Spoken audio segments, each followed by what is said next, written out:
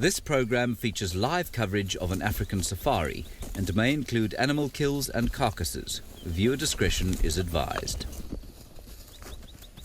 Welcome to our sunset drive from the Mara Triangle. We've got two of these stallions here, and I guess they're just two male zebras that are just being playful because they know maybe today is the Christmas Eve. And whoops, look at that, how they're jumping on top of one another. And behind them is a waterbuck. What a lovely start we have today. And we are very happy to have you on board as usual. My name is David, and on camera with me today is Archie. Archie, good afternoon. And to all of you, a very happy Christmas Eve. Today, we shall not have the usual safari live. We're going to have 3 hours of solid fun, nothing but fun. A lot of entertainment we'll have for you today because today is the Christmas Eve. I'm sure some of you are waking up now. We've been up the last 12 hours, but still very excited to have you on board. Well, we're going to go back to our zebras, and just to let you know, it feels pretty good temperatures for me. 26 degrees Celsius and about 78 degrees Fahrenheit. That is good temperatures to work in. It's good temperatures to be in this beautiful Mara Triangle. I'm sure you always know, and if you don't, I want to remind you and request you, we love to hear questions and comments from you as usual on hashtag Safari Live on Twitter, or you can keep following us on the YouTube chat stream.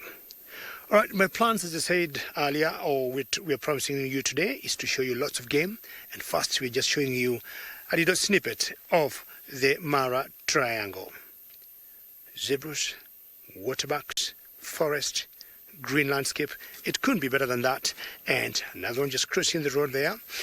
Most important, I'm not the only one out here showing you this beautiful wilderness. There's another gentleman way down in South Africa who'd want to give you such a wonderful smile and say hello to all of you. Good afternoon, everybody. Welcome. I'm just busy turning around. We found some nice tracks. My name is Steve. I'm joined on camera by Davicito. It is a blistering, sweltering 34 degrees Celsius, 91 degrees Fahrenheit. Well, we decided to come up towards the northwestern side of Juma, where apparently a new pride of lions has been spotted, and I just found some wild dog tracks in the road. So I'm going to turn around and go back that way, because wild dogs are active by day. They might be somewhere down here lying up. We might be lucky. There's some small ones, there's some big ones. Let's go. Are you excited? Hashtag Safari Live. Send through your questions, comments. We're excited to have you out here on Christmas Eve in South Africa. I hope you're having a wonderful afternoon wherever you might be with your family and friends. We are about to go and see if we can maybe provide some wild dogs for Christmas. Wouldn't that be gorgeous? I'm just going to point out the tracks really quickly. They're not very clear. Just over here, Darby, I think. There we go. That one. Oh, there we go. You got one. There's one there. Come back a bit. There's one there. There we go. Okay, small, sort of much smaller dog-like tracks, very different to that of hyena, and at least one small youngster, very clearly seen in the sand over here. So wild dog tracks, very exciting. We did have a wild dog family not so long ago, so let's go and have a look, see if maybe they are not far away. Quite often they will come in from wherever they come from, and they go flying through to the other side of the property, and well, quite often their visits can be quite short and sweet.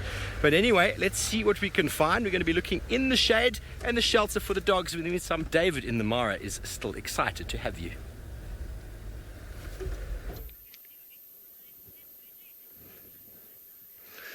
Very good, Steve, and please keep us posted because you never know, you might see those very rare and special dogs that sometimes I call painted dogs, and those painted dogs, should they see an antelope like the waterbuck here, I'll tell you, they are very cruel when they hunt antelopes. They have been known to eat animals like this when they are still alive. Unlike other predators like lions or cheetahs, leopards that will hunt their prey and maybe first kill it before eating it, wild dogs have been known just to start eating the animals even before they die. Now you look, two of those waterbucks there. One of them, of course, got horns, which indicates it's male, and the other one to the left of your screen is a female. There are two species of waterbucks in Africa. we have what we call the common waterbuck and the Defassa waterbuck.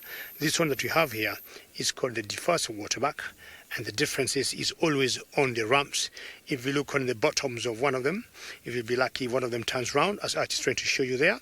Below the tail is all white, and that is the Defassa waterbuck. And if you see the other species, it's got like a white ring that looks like a sea, and that one is the common waterbuck. Apparently, we see this one more than the common waterbuck, and some of these names sometimes intrigue me when they call them common waterbucks. Is it because of the common, or but I tend to see more of the Defassa waterbuck than the common waterbuck. That one got a young calf next to her. You can see definitely that's a mother and a young one. And waterbacks being ruminants, you can tell she's chewing cud. They basically have one stomach that is divided into 4 chambers, where after they cut the grass or they graze a lot of grass, they keep swallowing at one point when they think they're full, or when they just stop eating for one reason or another, they regurgitate the same grass and rechew it to finer particles, then it goes through the whole digestive system. So the youngster have not been left behind in terms of learning how to survive, eat, swallow, regurgitate, and then just chew cud. Beautiful ears. Babugal, that is a very good comment, that the waterbucks look like winter animals, and I don't know where Babugal you come from. I'm sure if you come from North America, either you have the winter season or it's just about to come. Being December, I think definitely you have a winter season. Babugal in Africa here, and more so in East Africa, we do not go through those seasons of winter or summer or autumn or the fall, We have like summer all around the year, and our summer is just broken by 2 seasons of rainfall. Look at that green canopy down the escarpment that we call the Olololo, and see how beautiful the Mara Triangle is. So look at that. That's just lovely. And yeah, the final control says gorgeous. Not sure she remembers this place last time. Maybe she was in the Mara, but it's one place to just sit with or without animals. Just enjoy the picturesque. It looks like a painting when you think of it, but it's all real, that you can see all the way to the horizon. This is one major difference between us and Juma, where Steve is, because here you can comfortably see 20-30 kilometers, maybe straight as a crow would fly. But in Juma, every half a kilometer, you'll get what they call a visual pollution of a bush or something like that. There are lots of animals you'd see in such a forest, including monkeys. Look at that, the scattered trees. Oh, Babugal, you come from Zimbabwe, very good. I'm trying to remember what could be similar to this Babugal, maybe Kruger National Park, I'm not sure, in Zimbabwe, but maybe not as green or not as many trees like this. It could be a little bit different. But yeah, thank you to know that. I always remember Zimbabwe of the Vic Falls, and that's one of the, I would say, wonders of the world, seeing the Victoria Falls on the Zambezi River.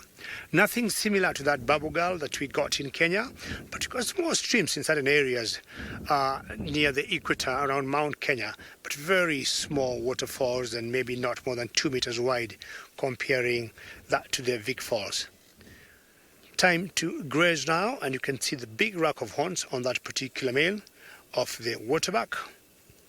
Wind is picking up, and so far so good, because if it gets a little faster or the winds get a little stronger, these antelopes will definitely stop eating and start concentrating on what is going around them. Ideally, the wind doesn't, make them do very well in terms of their senses. And that's a male getting so close to that female. You never know what he's doing. They just want to have a little sit down and regurgitate and chew cut. That's fine. Most likely she has eaten enough.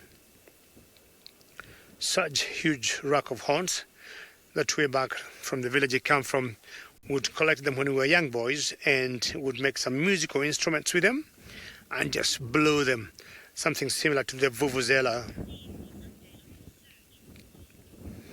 Fantastic. When I leave these waterbucks here grazing, they look all in very good shape, a lot to eat, because the rains that have been falling have made everything lush and sweet for all the herbivores.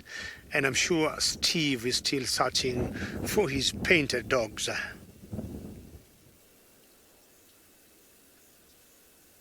am indeed, David, thank you. And indeed, the Mara is a beautiful landscape, but I'm sure it is much greener than it is down here at the moment. Well, we are in the search for these tracks.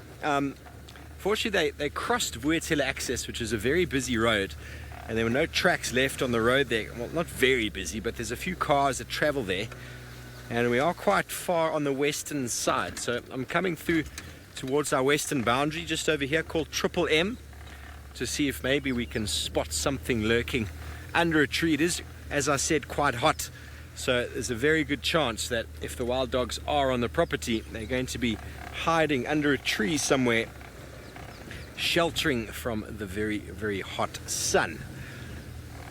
Always good to check the boundaries, because if you find them crossing out, well, then they're out, and then you can move on to something different. I wasn't on the Game Drive channel this morning because we were on bushwalk. I didn't hear anybody call them in. And I announced on the radio now, no one has said anything to me, so just took a little bumble along this road here, our western boundary, and see if we might be lucky. Sorry about the bumpy road. This road is relatively bumpy. One of the main accesses to many of the lodges in the northern Sabi Sands. What do you reckon, Davy? You think we might be lucky with some wild dogs? They move at a serious rate of knots, wild dogs, so even if you are right behind them. Well, everybody, you'd like me to have the same luck I did with rollers yesterday with wild dogs today? Well, that would be nice. That would be nice. I would love to show you wild dogs again this year. I had some incredible sightings before I went up to the Mara with the family of wild dogs presenting Steenbok head to the youngsters, and also then an impala fetus. As grim and gruesome as it might seem, it is nature, and it is incredible to be able to witness those scenes. But the wild dogs cover an enormous area, so I don't know when last they were seen on the property, but they come through and they can be gone in a very short space of time. They don't see any of these properties as a sort of large enough area to hold themselves, and they just keep throwing themselves and running and running. You know, Emma, it's hard to say, but I mean, by the fact, Emma wanted to know if I think it's Investec breakaways. Most likely could be. That's the only dog pack I know of in the area. And well, the track that I saw one adult and I saw one youngster. It could have been on the side of the road, that's why we didn't see all of them. So definitely some youngsters, and we know that the Investec pack, I'm trying to think how old those youngsters are now. 7 months? I'm sorry, I'm out of touch being away for a few months. I'm sure many of you out there will remember how old those puppies were, or how old they are now. We keep good tabs of them. Love to know if you can send through any comments to me there on hashtag Safari Live. How old is the Investec wild dog puppies now? We're going to keep checking. We'll check all the way down the western boundary. The best spot to check, because most cars drive in the middle of the road, is to try to check right on the side. And so that means you've got to hope that the dog was running there, or if it crossed, you'll see a crossing. But a tricky place nonetheless to spot tracks. But well, when luck is on your side, it is on your side. Davy and I are feeling quite lucky today, but regardless, there are going to be birds, there are going to be other tracks. No doubt we'll bump into an elephant, and maybe Hosana and Tingana will show themselves to us like they did Sydney this morning. Anyway, David is up in the Mara. He is still out bumbling about, and let's go see exactly what his plans are.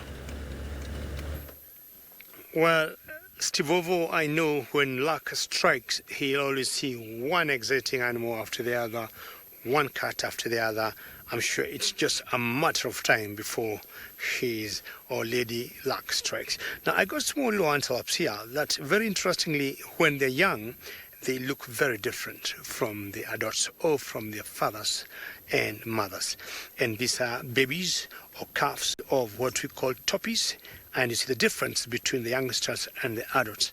Very different in terms of color, and young ones being tone in color. And you see the adults are brown and a bit grayish on the legs. And these are Topy. So that youngster there is just about to catch up with the bigger one there in terms of color. And once fully grown, that's the color they will all have at the end of the day. So when young, they're born like, they look like impalas, and you might easily confuse them for impalas, only that the shapes of the horns are a little different.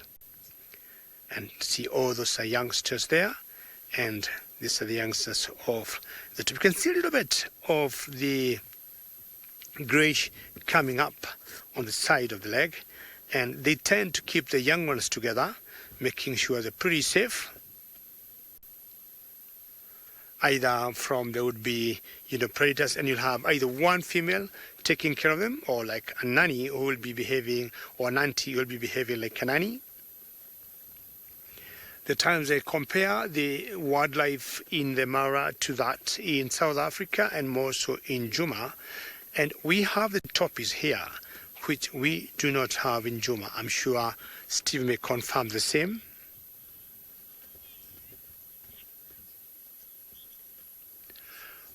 Omka, that's a very interesting and good question, and you are asking whether we have any animals with branched horns. Not that I know of, especially in East Africa. I'm trying to remember maybe how the okapis would look like, but I highly doubt. All the antelopes I know of with the branched horns, sometimes that you call the antlers, are only found in either Europe or North America. Trying to remember, I'm walking back years of being in the bush, I do not see any one particular herbivore or antelope with branch horns. And the reason we do not have that is because the ones we have, they'll always have the two horns, be they spiral, be they straight, depending on the shape, or be they ridged. Once they lose them, that's it, they don't get them back. But most of the antelopes, say, for example, the deers in Europe or in North America, once they lose their antlers every other season, they'll always regrow them. And one of the difference between those antlers and the horns that we got in our antelopes here, the antlers will always have some like blood flowing in them up, you've got the nerves and the vessels like that, but our horns here got no blood flowing into them. We're going to show you the horns of a Topy now, and you see they don't even take any similarity or any shaping where they could be branched. Not that I know of, and I don't see or think we have any antelopes here that got branch horns. But that's a very good question, Omka. One of the best things I've always loved about the Topys is looking at their ears, and actually going to show you a close-up of an ear, and you see how colorful it is. I've always thought the ears of Topys look like a leaf. The Topys and the steinbocks, yes, the Topys and the steinbock, when you look inside the ear, it's always so beautiful. Hello, female. Yes, it exactly looks like a leaf as much as this female is showing us her ear and also having a lick or just having a wee at the same time. And funny, we have that other one grazing very close to where she just peed. So if you remember the steinbocks in South Africa, if you look at the ears, they have almost the same pattern, and some of the animals, small antelopes, I would say, with the best, ear pattern when you look inside. So saying earlier, the Topys here remind me of the Sesebes. In South Africa, you have Sesebes, and we don't have the Topys. And here, we don't have the Sesebes, we have the Topys. I was trying to compare what other animals we have here and not there, or we have there and not here. And I'm sure Steve will agree with that. Yes, I agree with you. And I mean, the final control, it's like the skin might have got a bit of a sweat there. But I'm looking at all the other antelopes I know of that may look like this. I think it's only the Topy that you might think someone came with a sword and took at that particular leg. And I'm not sure whether that helps in camouflage, to keep them away from the antelopes. I would just guess yes, because they will tend to blend in very well. If they stand next to a bush, that could very easily confuse the predators, and they think that's just part of the bush. I'm looking at other antelopes that could be different from what we have here, and I'm looking at Nyala. I don't think we have Nyala anywhere in East Africa hopefully Steve will be able to see some nyala today. We have lots of nyalas in Juma. I remember 3-4 months ago when I was there, I saw nyalas. Well, I had seen them before, but it was a lot easier for me to see them on a drive while I was in Juma. So Topys will definitely go in herds, sometimes males and females, but occasionally during a particular period that we call lacking, or during the breeding period, you'll get males on their own, and they'll tend to do what we call mud packing, and you'll see the males just trying to dig through the mud, making their horns looking big and standing on termite mounds, trying to impress the girls. And sometimes you'll see them jumping out of the termite mounds and trotting, and you see another vehicle there of some guests who I'm sure are coming to watch these Topys with us.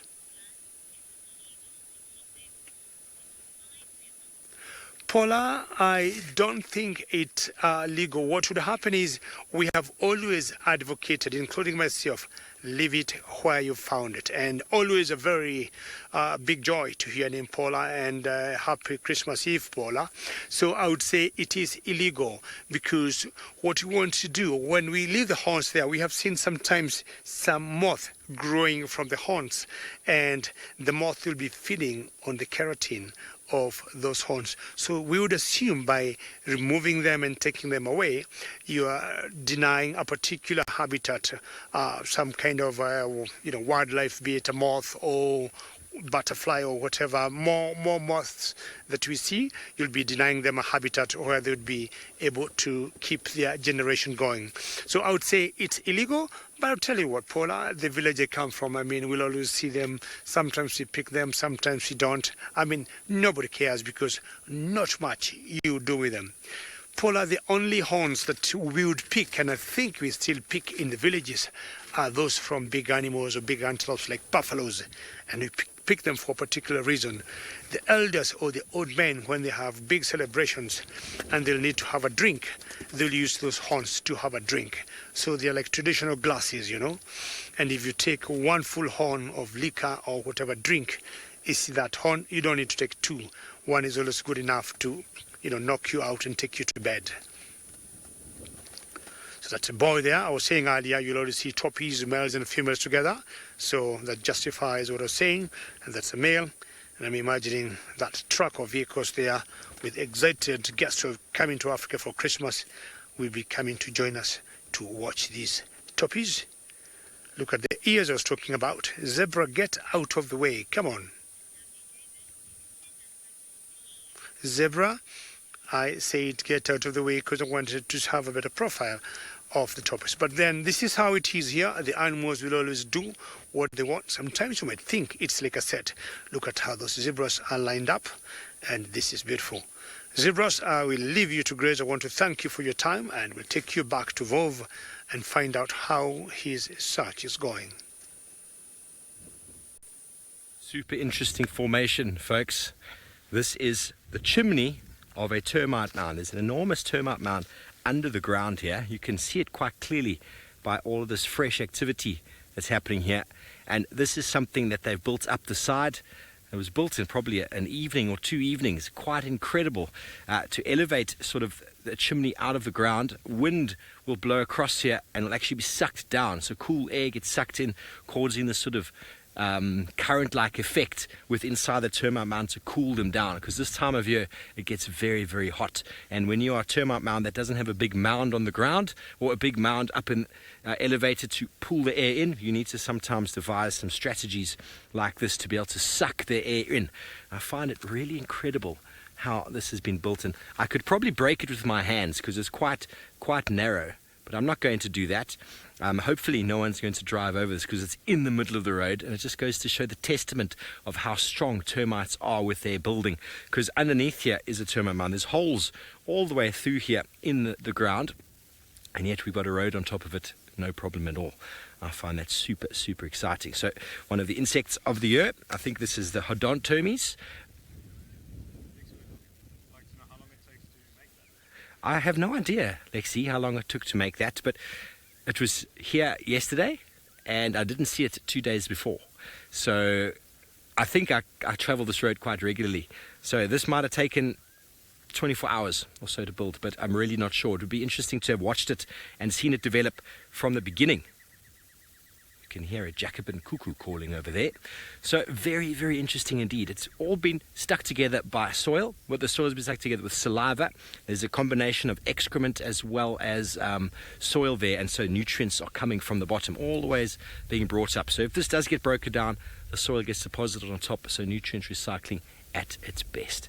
So very super cool. I'm going to make sure I drive around it. I've never seen a chimney that big before, just coming out of the road. So we followed what we had of the tracks of wild dogs, but they seem to have just vanished. We are quite far on sort of the western side, and we're going to double back towards where there's some water, back up towards Sydney's Dam in the northwest, and see if maybe they've doubled back. Sometimes when wild dogs are hunting, the puppies aren't necessarily hunting with them, but just moving around, trying to keep up, and the adults will hunt and eventually catch something before bringing it back. James Richard, classic. James Richard said Santa's going to have a hard time with that chimney, indeed. Indeed. Well, it's the termites that don't take Christmas holidays. Like us here working the Christmas shift, they are working all the time, non-stop, in their efforts to obviously ingest or break down as much organic material as possible, serving the Queen. They are royal subjects of the Queen who live in that mound their entire life, and well, they don't ever get any holidays or time off or benefits. It's a marvelous system, really, the caste system you find in insects, in termites and ants and bees. They're all working for the common good of the species or of their genetic flow. They are all essentially related in a termite mound. So each of them is working with an unselfish sort of gene. They try to assist in the rearing of all of the youngsters and in the benefit of the colony. So for queen and country to a much greater level than ever before in human society. And no doubt the food provided by the termite alates. Oh, well, everybody likes rollers, so we'll start with another roller, shall we? A little bit of a backdrop there. Unfortunately, the light's not so great, Darby. Have I parked badly there? Sorry, Darby. I've parked bad. Oh, and it's gone. We're going to catch him, a European roller. He's going to land in a better branch for us. There we go. I'm going to get much better lighting. He knew that wasn't his best angle. And while talking about the food that termite mounds, when they come out as alates, they are flying termites, the breeding reproductives. When they come out, birds like this European roller, they make good meals of it. Most birds out here, insect-eating birds, monkeys. I've even seen vultures capitalizing.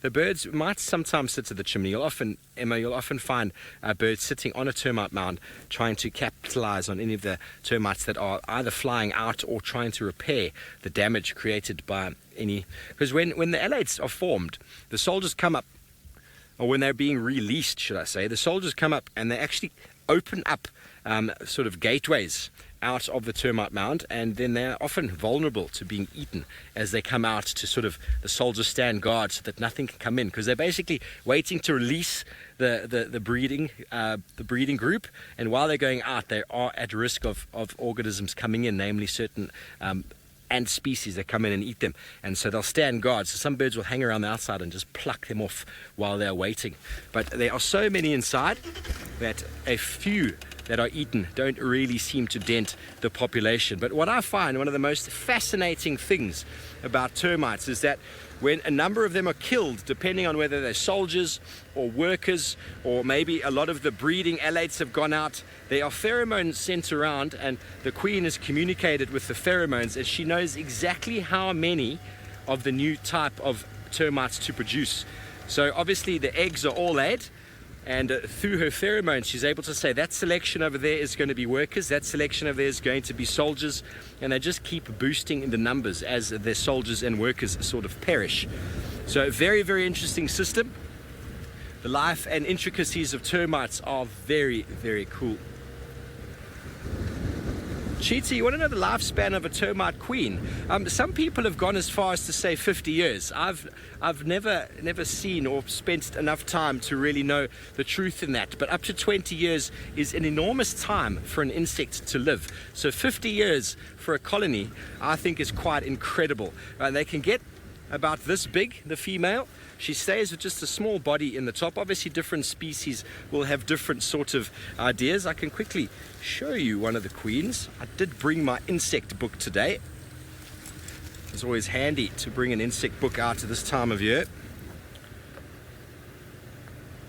Let me just try and find it for you quickly. Reading and driving is always very safe when you're driving at 5 kilometers an hour.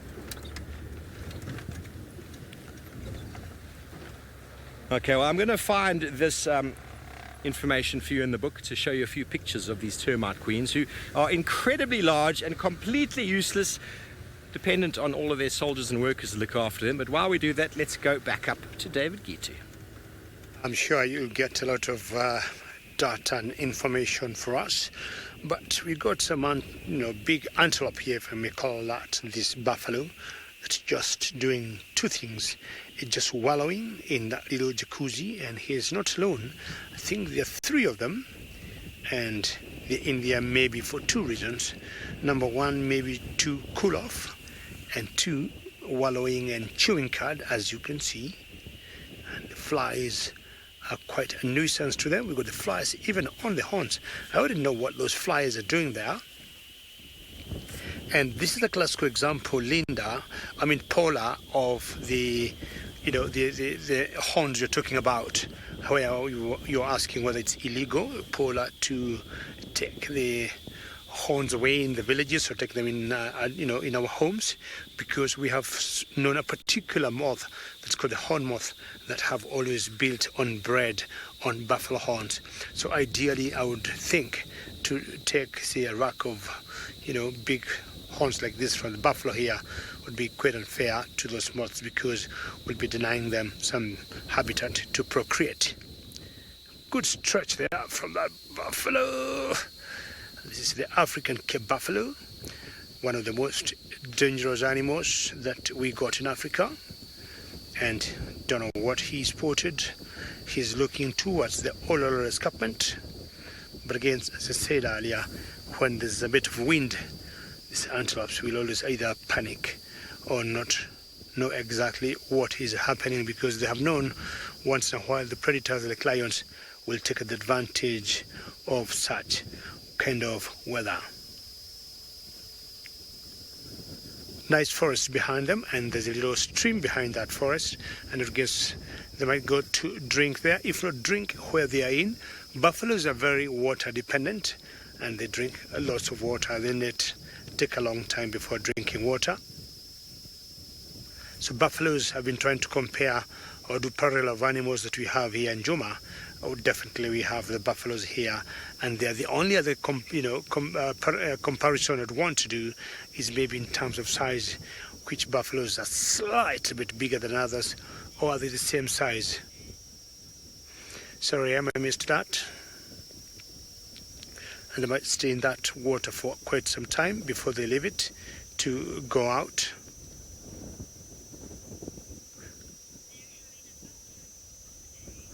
Oh, gotcha. Yes, and I'm saying they're having a buffalo's party. It's possible because they may also be having an idea. Today's the Christmas Eve, and hopefully tomorrow when they come out, they'll come out looking good on their Christmas day. Well, as I say, pretty dangerous animals, and the 3 of them here, I can tell you for a fact, they are males. They are males because of their size. They are males because of the size of their horns. Males having much bigger horns than females that we call boss. You can see how wide that base of horn is that we call a boss. Of course, chewing cud, like the waterbucks we saw earlier.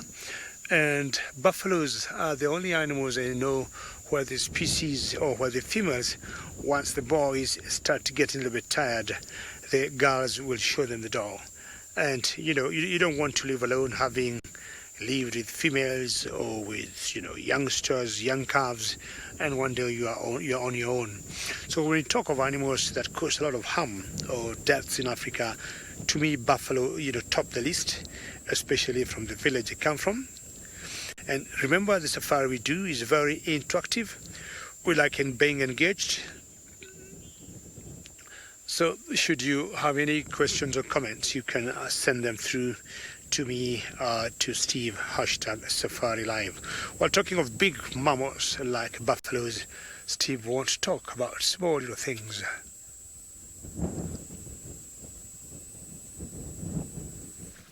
Well, thank you, David. Indeed, the big buffalo versus termites, there is a very big difference between them, but ecologically, termites are the most important, well, one of the most important insects out here.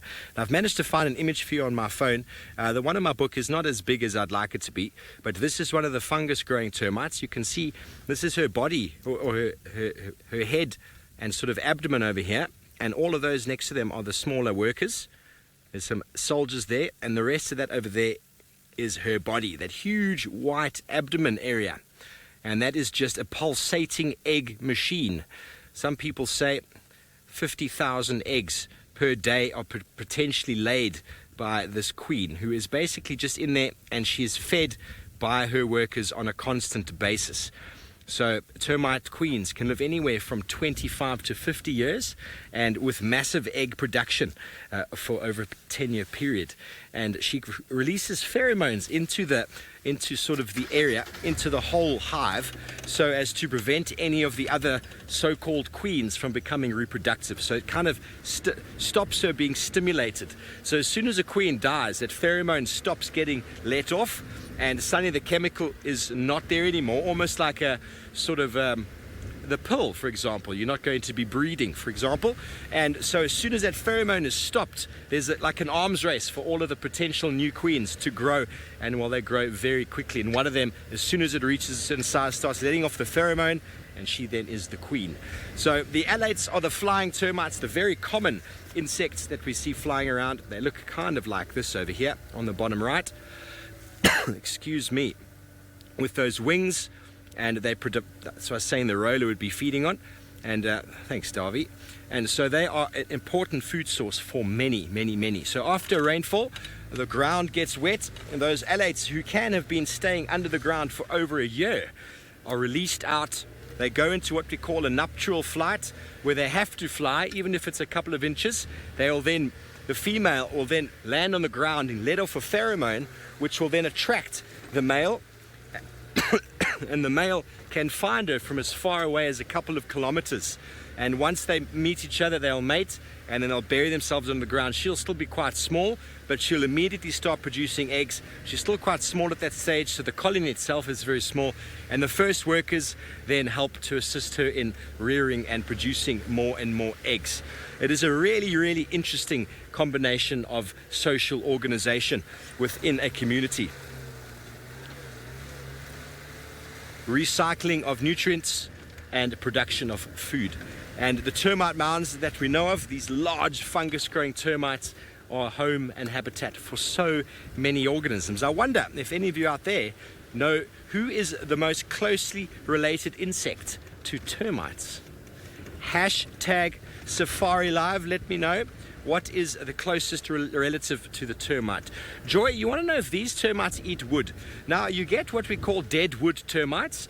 The fungus-growing termite and the harvester termite that we find here, so the large fungus-growing termite, they are essentially both feeding on cellulose, so on organic material, small grass pieces and the like. Whereas the small fungus-growing termite, the one that I showed you there, or that small little mound on the ground, they can be extremely destructive with wood. But there's also the dead wood termite, and well, they are all over the place in all different countries in the world, and they do feed on poles and the like, and that's why people have to treat wood. But termites out here don't essentially kill trees.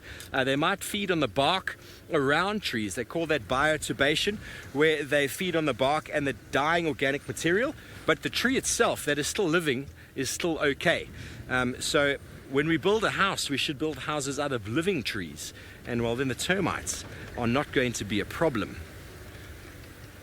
Okay, so from a tracking point of view, I believe there is a new viewer who would like us to do some tracking this afternoon.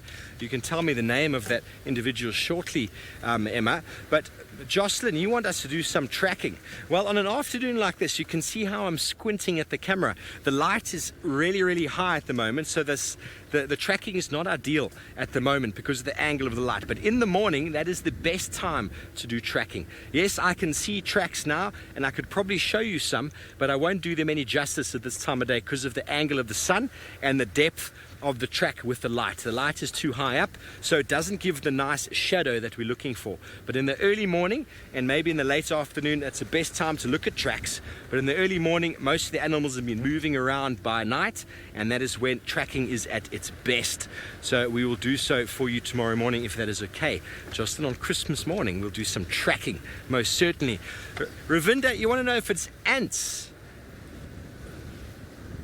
Roshni, you want to know if it's ants? No, ants are more closely related to wasps. Not at all. I know they might have a very similar sort of... Ooh, K6, you say crickets. It is not crickets. Not crickets, actually. You're all going to be quite surprised when you find out what the actual closest... Coast cider. I don't even know what a silverfish is. Fish moth, perhaps. Not that, though.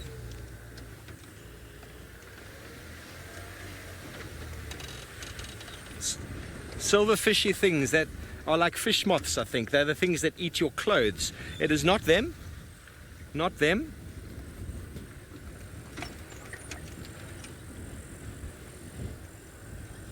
James Richard, of course, sir, you have got the right answer there. Anybody else, if you want to still throw in a few more comments, see if you can get it. James Richard has got it right. I'll give the big reveal in a moment. Vicky, not a praying mantis at all. No, praying mantises are a very different kettle of fish altogether. Well, anyway, while we wait for a few more answers to come through, James Richard got it right. We are right up on our northern boundary. We're going to have a quick little look at Sydney's dam, see if we can see anything lurking around. I believe that new pride of lions that I haven't yet quite learnt how to pronounce was seen somewhere up here this morning. I'm not sure exactly where, but being quite hot, there are lots of it standing around here. Rosalind, no, not a bee. Bee is part of the Hymenoptera family, the flying bees, many of them. Termites, and I'll give you all the answer now. James Richard got it right. The closest relative to the termite is in fact the cockroach. Very ancient creatures. Some of the oldest insects around, and it's possibly why the termite has developed such a strange or such an intricate sort of social system. Both of them being very integral actually in nature. Most people don't like cockroaches, but they are very important for waste removal. And in the distance there, Darby, we've got some zebra. I haven't seen a zebra since I've been back. After the Mara, zebra were everywhere. Everywhere. They've just been to Sydney's dam for a little bit of a drink, and by the fact that there are lots of animals here looking quite relaxed, I'm going to assume that the lion pride that was somewhere here this morning is probably moved off into the thickets where it is much cooler, and somewhere where we would like to probably be for a moment in the shade and in the respite. But maybe we'll find a muddy wallow to cover ourselves in, to keep us protected from the biting flies and to cool us from the hot baking sun. Yeah, it's always very good to compare those small little, insect like termites to man, and it's true their closest relatives are cockroaches. And not sure I remember this for a fact, that termites weigh a lot more than all human beings in the world put together.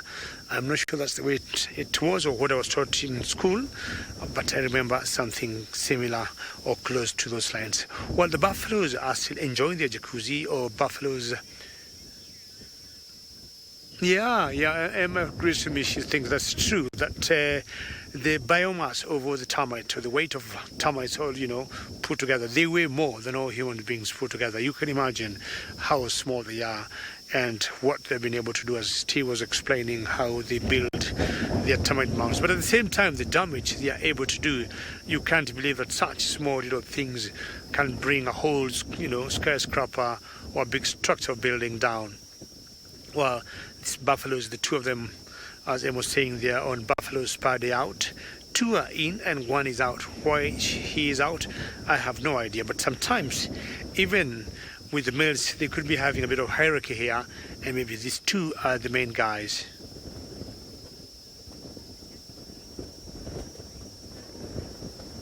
Steve, I would guess, to me, I have always believed they are more of antelopes. As much as we'll say they belong to the bovinae family, but I will call them big antelopes, more of antelopes than the bovines. We have always seen some authorities grouping them as bovinae, but to me, I think buffaloes are huge antelopes. Look at that face there, Steve. That's not the face you want to see when you're walking out in the African wilderness. I mean, when we walk on our own in our village, of course, we go walking in small little thickets and paths. We are always very careful. The only animal we don't want to meet with is the buffalo, for one obvious reason. He's looking at you like that, and a buffalo is not an animal you can read his mood. And what I'm saying is they are very unpredictable.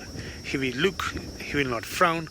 Unlike an elephant, before an elephant, attacks you or does a particular move, elephants will give you warning. Either they'll, trumpet, or they will cock their ears, or they'll fold their ears against the bodies. You'll see the trunks going up. You'll see them first maybe doing a mock charge. None of that is done by a buffalo.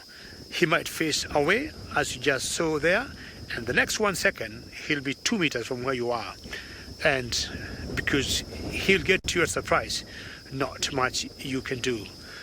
We have always had the animals that we call the big 5 in Africa, and buffaloes are, one of the big 5. But I'm saying I've always thought we could call the buffaloes 2 of, double big 5, because they're the animals, of course, giving them that coinage of the big 5 is the animals, many hunters used to bring down way before, but also the animals that are most dangerous. But if I look at the 5 of them, to me, the buffalo is more dangerous than the other 4. I'm sure Steve might agree with me. Leopards are equally dangerous, but I've known buffaloes doing more harm to many people. Paula, very good question, and very happy to know you are still watching. Yes, in general, all ruminants will have 4 stomachs, but apparently, I'll tell you what, Paula, is only 1 stomach that is divided into 4 chambers, or masam or bamasam, and is only 1 stomach, but in theory is 1, but divided into 4. So just like the cows, Paula, they also got 4, and cows also, like the buffaloes, they'll also chew cud. He decided to have a little break before continuing to chew cud. I don't know what he's thinking. Maybe his days when he was with the females. This one's still busy chewing cud. You can see the red in the ears with all those flies there. As they get older, the skins tend to crack a lot. I will see the flies, they're trying to suck whatever fluid they could get from there. The eyes, he needs to wash his eyes. I'm not sure the last time he had a little shower. You can see the saliva as he chews the cud there. Yeah, I mean, this is one animal you don't want to meet, eh?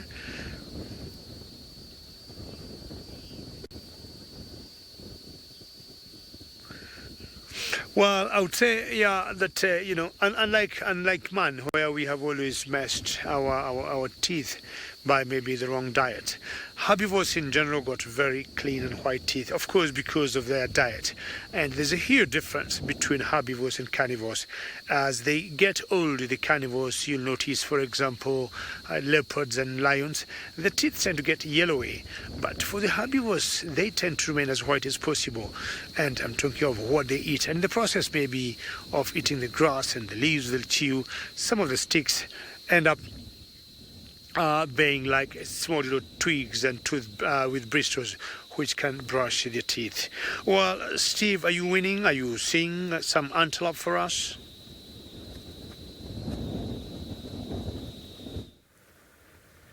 Thanks, David. Well, this is an animal you don't see up in the Mara, if you can see it, that is.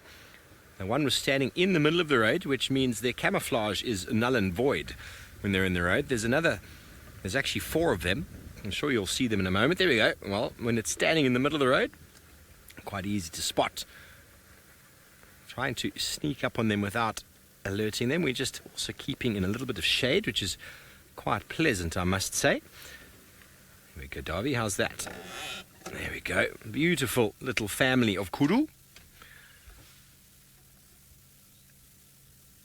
You see how they stand very, very still. They're not too bothered by us, though, but that is the strategy. You see their ears, they're listening to me, trying to figure out what that interesting sound is. You can see that very interesting, Jocelyn, if you're watching, the way that Kudu was walking. Their front foot steps on the ground, and then their back foot steps on exactly the same spot. I might be able to get a look at that in a moment. That is one of the ways to learn how to track, is you see an animal walk, go there and have a look where it walked, and that is a great way to learn. When you don't have anybody to teach you, you can learn by observation. And that is how a lot of tracking was done initially, obviously, or how to observe what plants animals eat. A lot of studies are done via observation. And, well, when you see an animal walk somewhere, I think it might actually work better in the shade there, Darby. Do you think? I've got one just here from that young male that was walking.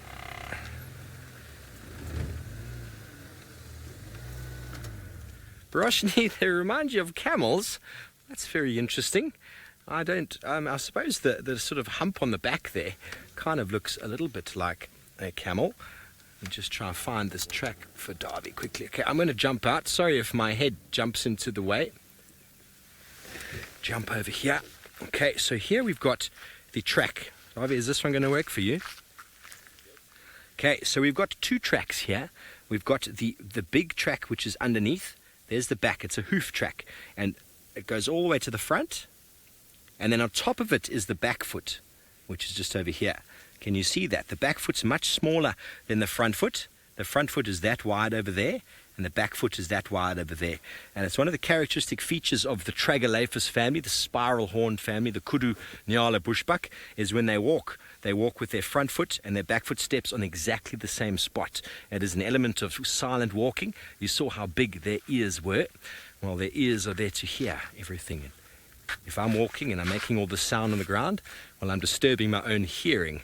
And so Kudus walk very quietly, obviously to be silent, so not to give away their presence, and then also so that they can hear anything that might be trying to sneak up on them. Very nice strategy for animals that live and hide in the thickets. But as I said, sorry, my Velcro on here has come off.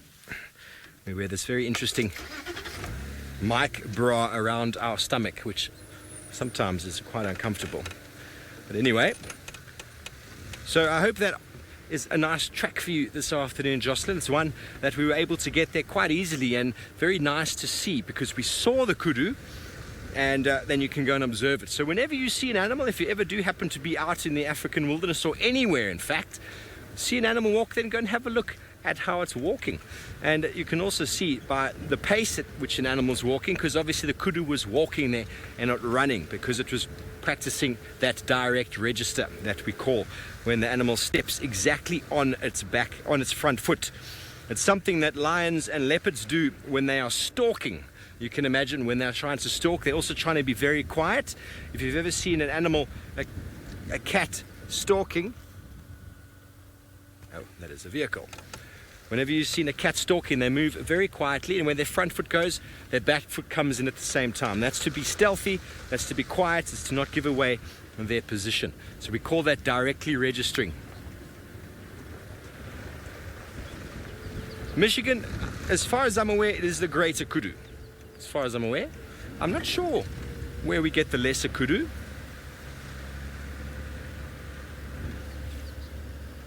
It's a good question. I think you've stumped me there. Intriguing, intriguing.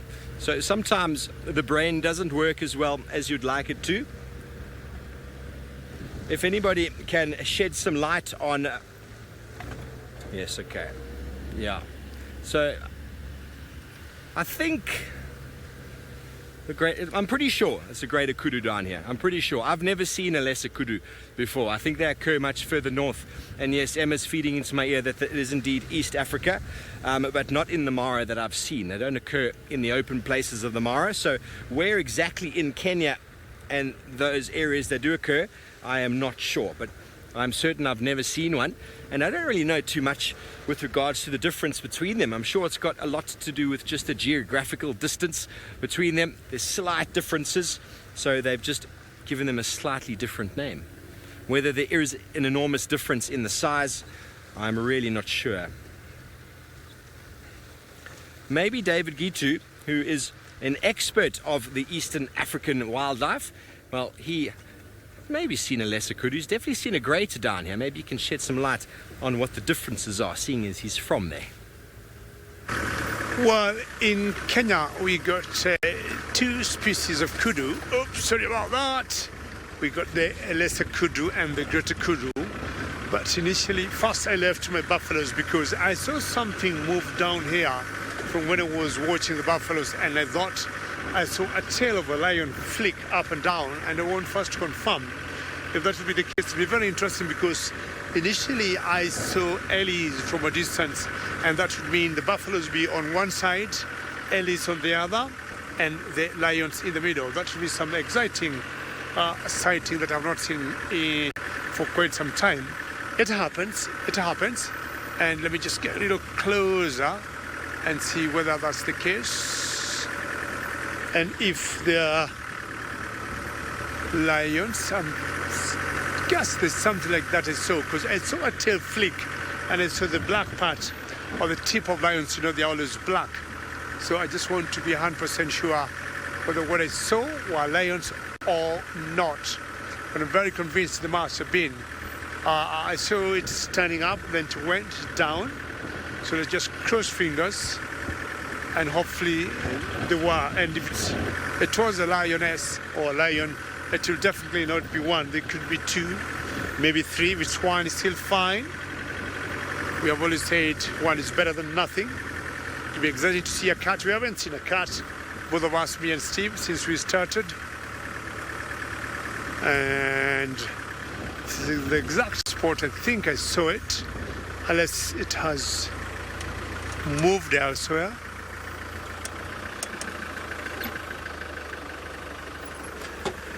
Well, there are a few differences apart from the size between the greater kudu and lesser kudu. The size, of course, is one of them. I'm not sure which one has some two stripes here and the other one does not have. And then the lesser kudu has more body stripes on it than the greater kudu. Those could be the two major differences between the two. One, size, and stripes right coming like to the eyes, like windshield, like that. So which will be found on the lesser kudu and not the greater kudu. Well, what I saw could have gone, and I thought it was lions I saw here. Let me have one more quick look. Because if it's getting a bit chilly now, and if it's getting a bit chilly, they might have gone down maybe on this particular bush to hide. Maybe I will see something. If not, I will know where to follow them. They might have gone for a drink somewhere.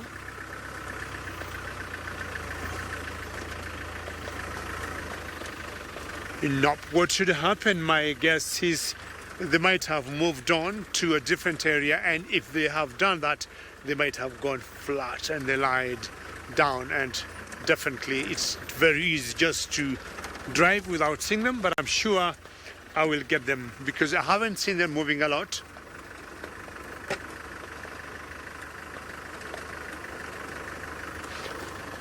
Very good. I think I was right. I was talking of the lesser kudu having more stripes in the body. I think I was right. That's what I said, apart from the size and the two like white shields on the face there. I say the lesser kudu has more white stripes than the greater kudu. Very good. Thank you so much for that. Thank you, Picky, for that. Thank you for reminding me. And apparently, in the Mara, we don't have any kudus. I haven't seen a single kudu in the Mara. They are more of semi-arid areas, and to see them in Kenya, you need to go further to the north of the equator. in an area called Laikipia. That's where you would see the kudus. We do not have them here in the Mara Triangle. Well, I think those lions are gone. I'm not worried. I'm staying here. The weather's still good, it's still holding, no signs of rain, so I have all the time to comb all the grass around here to still see those lions. Ajay, lions' favorite place to hide, Ajay. Lions could be anywhere. They'll surprise you the places you see them. Sometimes it's the very least expected.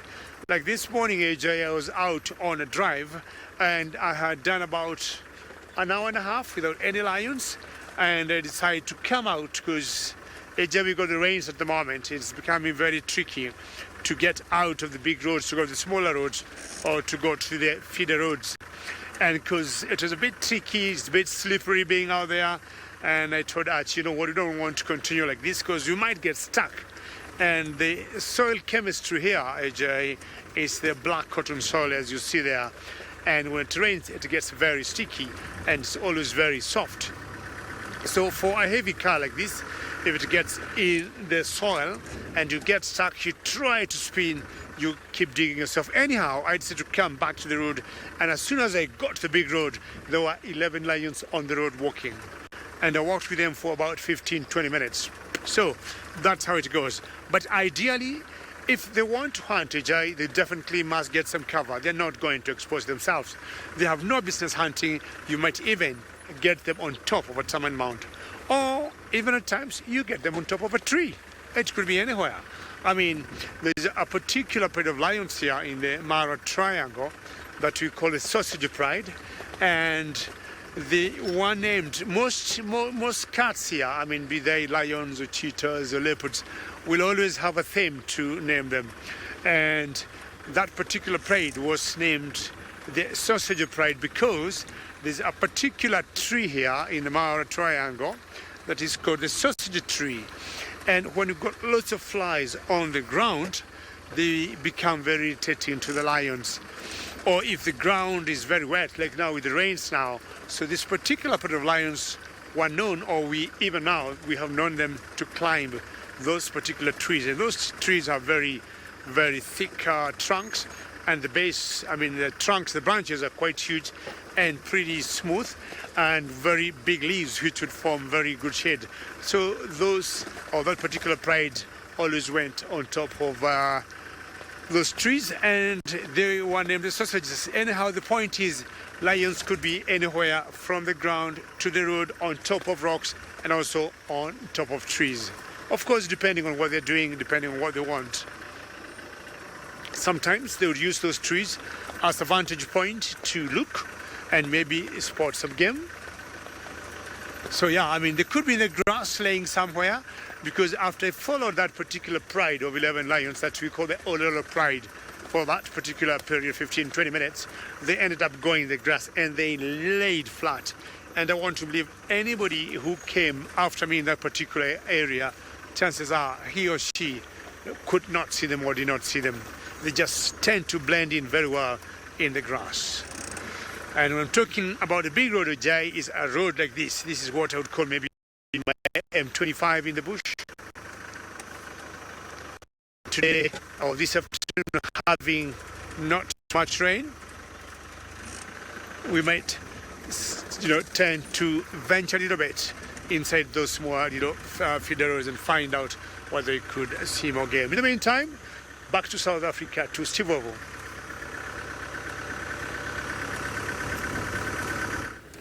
Thanks, David. It is incredible how you can see a lion and then suddenly out of nowhere just vanishes in the long grass. It is quite disheartening, to be honest. I mean, that is what the camouflage is all about. We talked about the Kudu camouflage before, and they need to walk silently.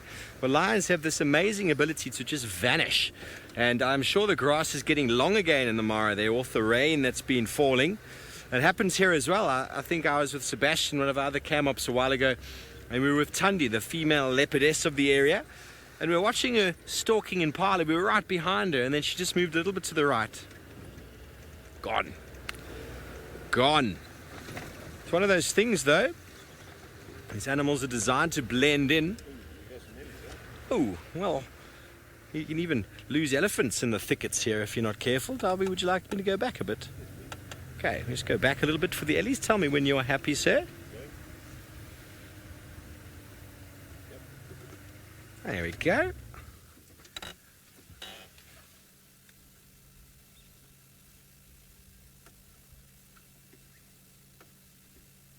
Beautiful herd of elephant. I mean, talk about losing lions and losing leopards in the thickets. Many a time I've been with a herd of elephant that you can clearly see now. They are quite large and grey, and within moments they can just vanish into the bushes there without a trace. Surprisingly very quiet when they move. They don't walk like the Kudu does, where they step on their front foot. They've got a very nice cushioning on their feet, which acts as a shock absorber, but at the same time also releases the pressure on the sound, or sort of muffles the noise that they might have. You can hear many an antelope walking, and well, you can't really hear an elephant unless you're close enough and there is some sand. You can hear them sort of moving it or squelching it slightly, but incredible how quiet they really can be. As the Levaillant cuckoo calls off in the distance here, some baby elephants are heating up, flapping the ears vigorously, because, well, the smaller babies heat up much quicker than the adults. They also cool down much quicker. So for those of you who are maybe new to the show, elephants have got their own designed air conditioning system built into their ears, and behind the ears a very thin membrane of skin with a very nice network of capillaries and veins running through, and by flapping they cool themselves down. So an elephant flapping its ears is not being aggressive. It is merely just cooling itself, and with the ability of an adult to pump about 9 litres of blood through their ear every minute, they're able to slowly cool themselves down. And they'll also often cover themselves in mud, like David's buffalo you are seeing there. Obviously they do it slightly differently. Buffalo has to really get down in it and roll around, whereas elephants are able to stand nice and tall using their long, elongated nose to pick it up and splash it all over themselves. Probably the most versatile nose in the world, without a doubt. You can see the adults are also flapping, but this is warm for them, but not as warm as that little youngster who's probably experiencing probably the first hottest season. Maybe it's the second one of its life, and it knows that by standing in the shade and flapping vigorously seems to work. No doubt these elephants, after a little bit of feeding, will slowly move towards Voyatella watering hole, which is just down the way here. And there are a number of muddy pans not far away. Hello, Sammy. You want to know if an ant can bite through an elephant's skin? Well, elephant's skin in most places is about that thick. There are some soft parts sort of around, sort of underneath the area by the private parts, and then also behind the ears is very, very thin. But not necessarily. Ants don't really cause elephants any harm. Every now and again you do find some ticks on elephants, especially on the younger ones, sometimes here on the chest. But the skin is very, very thick. Very, very thick and tough. And well, as we say it, this herd of elephants is slowly vanishing into the thickets there. Nice and peaceful. Gentle giants of the African savanna.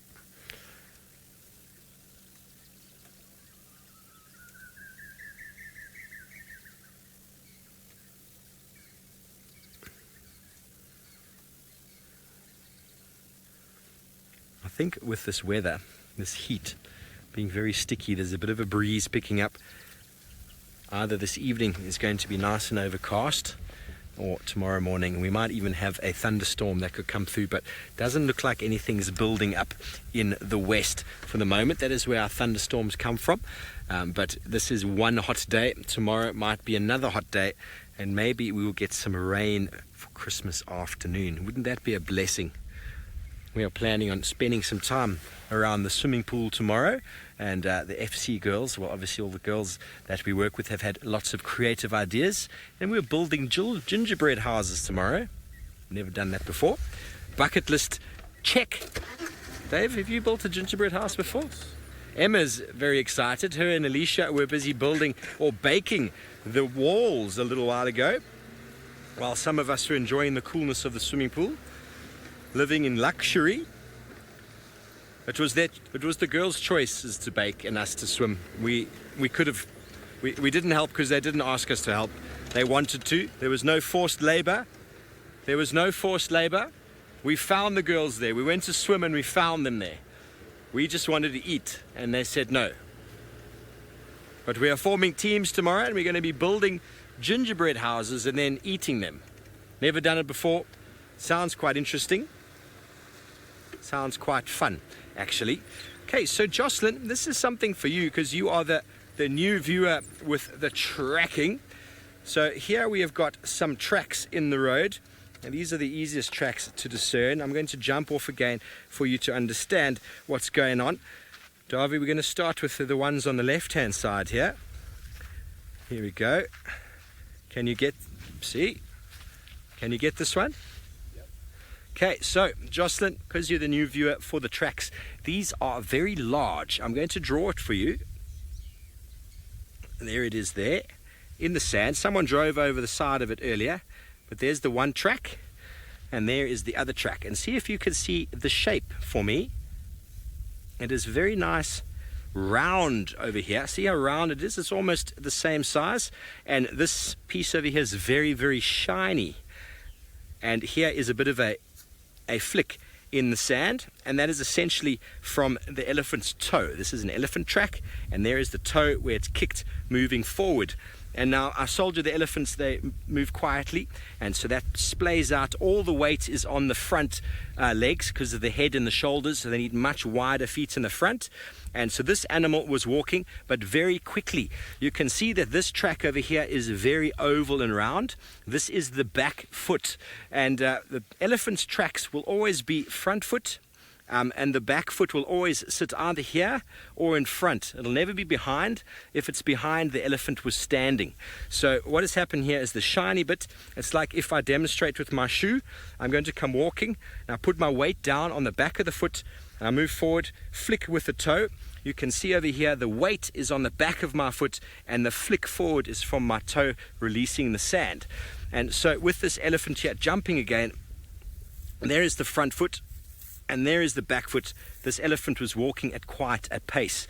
The closer this is to that one, the slower it was moving. And jumping over to just over here, Darby, can you get this one as well? This is a little baby elephant. How's this? Yeah, look at the size of that one. It is tiny. Probably that little youngster that we saw hiding in the bushes there. Very, very small. And well, also going that way with mum. So anyway, that is the herd of elephants. You can see on this side of the road much more of the tracks moving along, lots of shiny bits at the back, all heading in one direction. So if you can't really make out the shape of the track, look for the shiny bit. Here you can see it very, very easily. Look at that shiny bit over there. You can't actually see the rest of the foot, but the shiny bit, because that's where all of the weight is going. Elephants are going that way. So through tracking, you can work out direction, you can work out speed, you can also work out species, of course. And well, there's lots and lots of means and methods to also determine how fresh the track was. Well, I said we weren't going to get too much into tracking, but something I thoroughly enjoy. So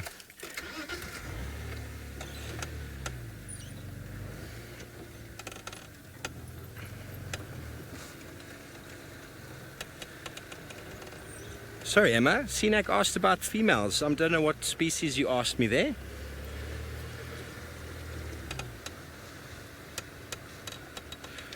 Oh, yes. Hello, Sinak. You want to know about elephant male and female tracks? Well, a young elephant, very hard to tell if a young elephant is male or female by the track. But when you come across a big male elephant, there's no mistaking his tracks at all. They are enormous. Enormous. And obviously males get much bigger than females, and their shoulders or their head gets much bigger, so their front feet are enormous. And when you come across a male elephant, Well, first of all, it's impossible not to identify it as a male. Females generally keep in herds. What way are they? Anyway, females are generally in herds, so you'll generally find lots of them with some youngsters. But to identify young males in amongst that is very hard. Very hard. But one thing that you can see, and I'll see if I can find it, male elephants, when they walk, they often drag their trunk on the ground because while they get quite lazy with the trunk, it's very heavy, and they're trying to smell where the ladies have gone to, and they can smell elephants days after they've passed. And so you'll find the tracks of the male elephant, and you'll find this like dragging sort of movement on the ground. That is often from a male elephant as he's trying to ascertain where exactly the females have gotten to. Because as we all know, it is all about the ladies. I'm going to go that way and come down. Anyway, David Gitu is up in the Mara. I don't think he's looking at any tracks. He's still trying to find the lions hidden in the long grass. Well, very good, Steve. Now, these are the lions I saw earlier, and they decided to play games with me. And now I had stopped here thinking or hoping they'd come towards the direction I am in. I saw one and I thought, yes, it's a lioness I had seen, or a lion, because I saw the flick of a tail and I saw that black tip, which is very characteristic of lions, and then it disappeared. I've tried to follow by instinct, thinking where they would have gone, and found that they left where they were and they entered in that particular bush, and they just came out a few meters. And I was like telling Archie, most likely they're going to come downhill because it's a pretty high point where they are. But again, they're still playing games with me. When I stopped here thinking they're going to come towards us, they decided to stop. Now, these two belong to the pride that we call the Olololo pride. They belong to the Olololo, and Olololos are always 16. And not sure what he or she can see in that particular bush. Not anything whatsoever I can see. And, well, that doesn't mean anything, sitting down there. So the Olololos went together, they're 16. It's a pride of 16, the largest pride that we have in the Mara Triangle. We've got so many prides here. And what I want us to do is just now to turn and see if we can get a little closer to them. And while they're staying that far, I'll see whether I can get a road that can take me up here. Let me see how it looks like, if there's a road or not, and then try and go a little closer to them. I mean, I haven't seen lions this afternoon, neither Steve.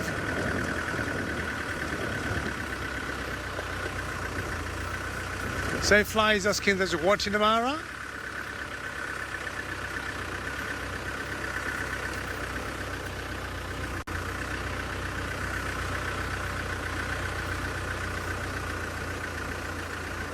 Very good. So that's a very good question. And you'd like to know if there is a speed limit in the Mara. Yes, there is. And the maximum you can do is 40 kilometers per hour. 40 kilometers per hour you are allowed to drive. But of course, when you're in such areas, you are not even given the speed, because you can see the terrain is pretty tough here. You just have to go very slowly and surely, making sure you do not get stuck. So the speed limit is 40 maximum. Hopefully our Land Rover going to make it here. And her name is Paka. I think so far she's doing very well. And we'll see if they can get as close as we can.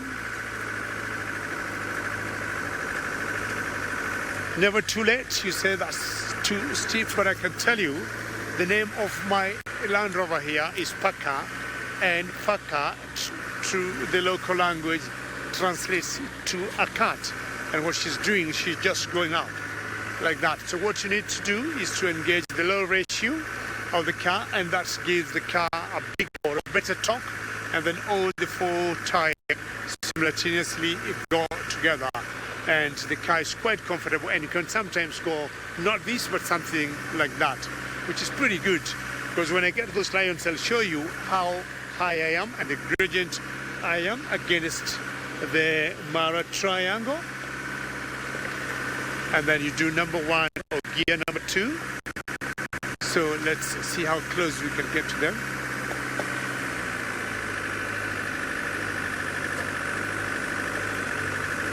Nice.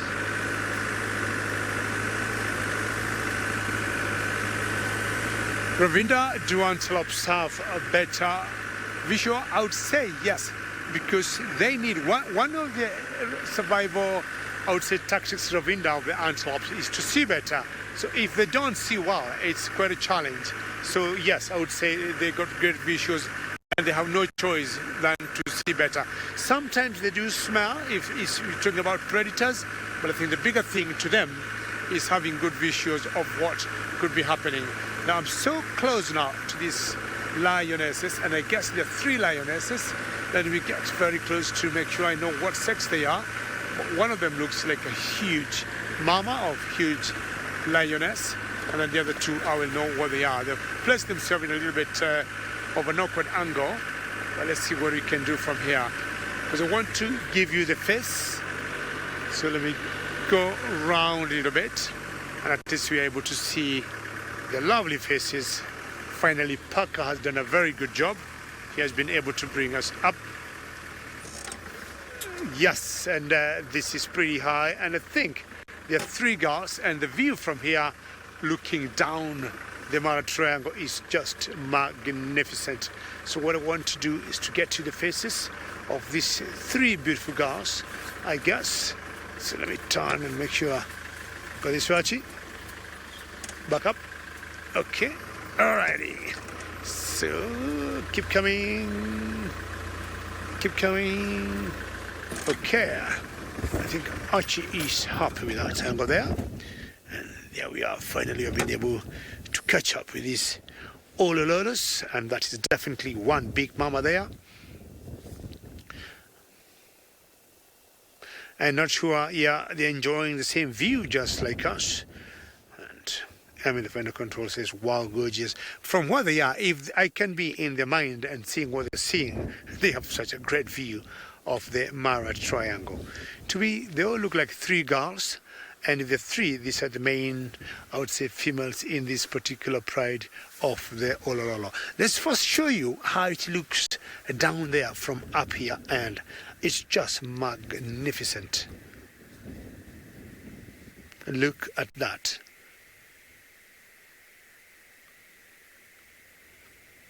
And apart from that one car that would remove, from our scene, this is such a beautiful act.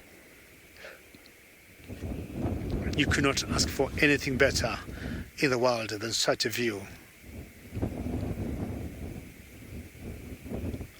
It's a view that I call with no pollution or with no visual pollution, just seeing Mother Nature at her best.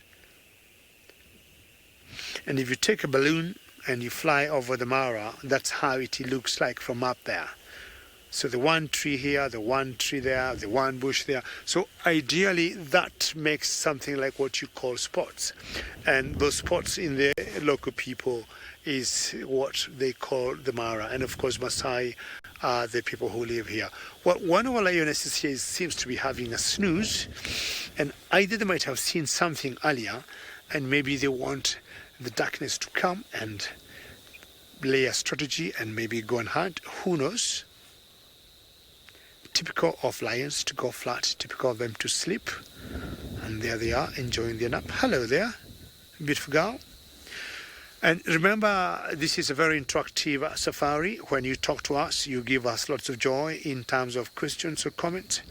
And you can do that on Twitter using #SafariLive. Hello. So I guess 4 females in this particular pride. Lorena, you say she is so pretty. Thank you, Lorena. And definitely she is. And she's fully grown girl, Lorena. And definitely, I would say, as she looks there, she looks to me more in charge of the other 2. She's more alert. And initially when you got here, as she was trying to go up before coming down, she seemed to be giving the other 2 instructions on what to do.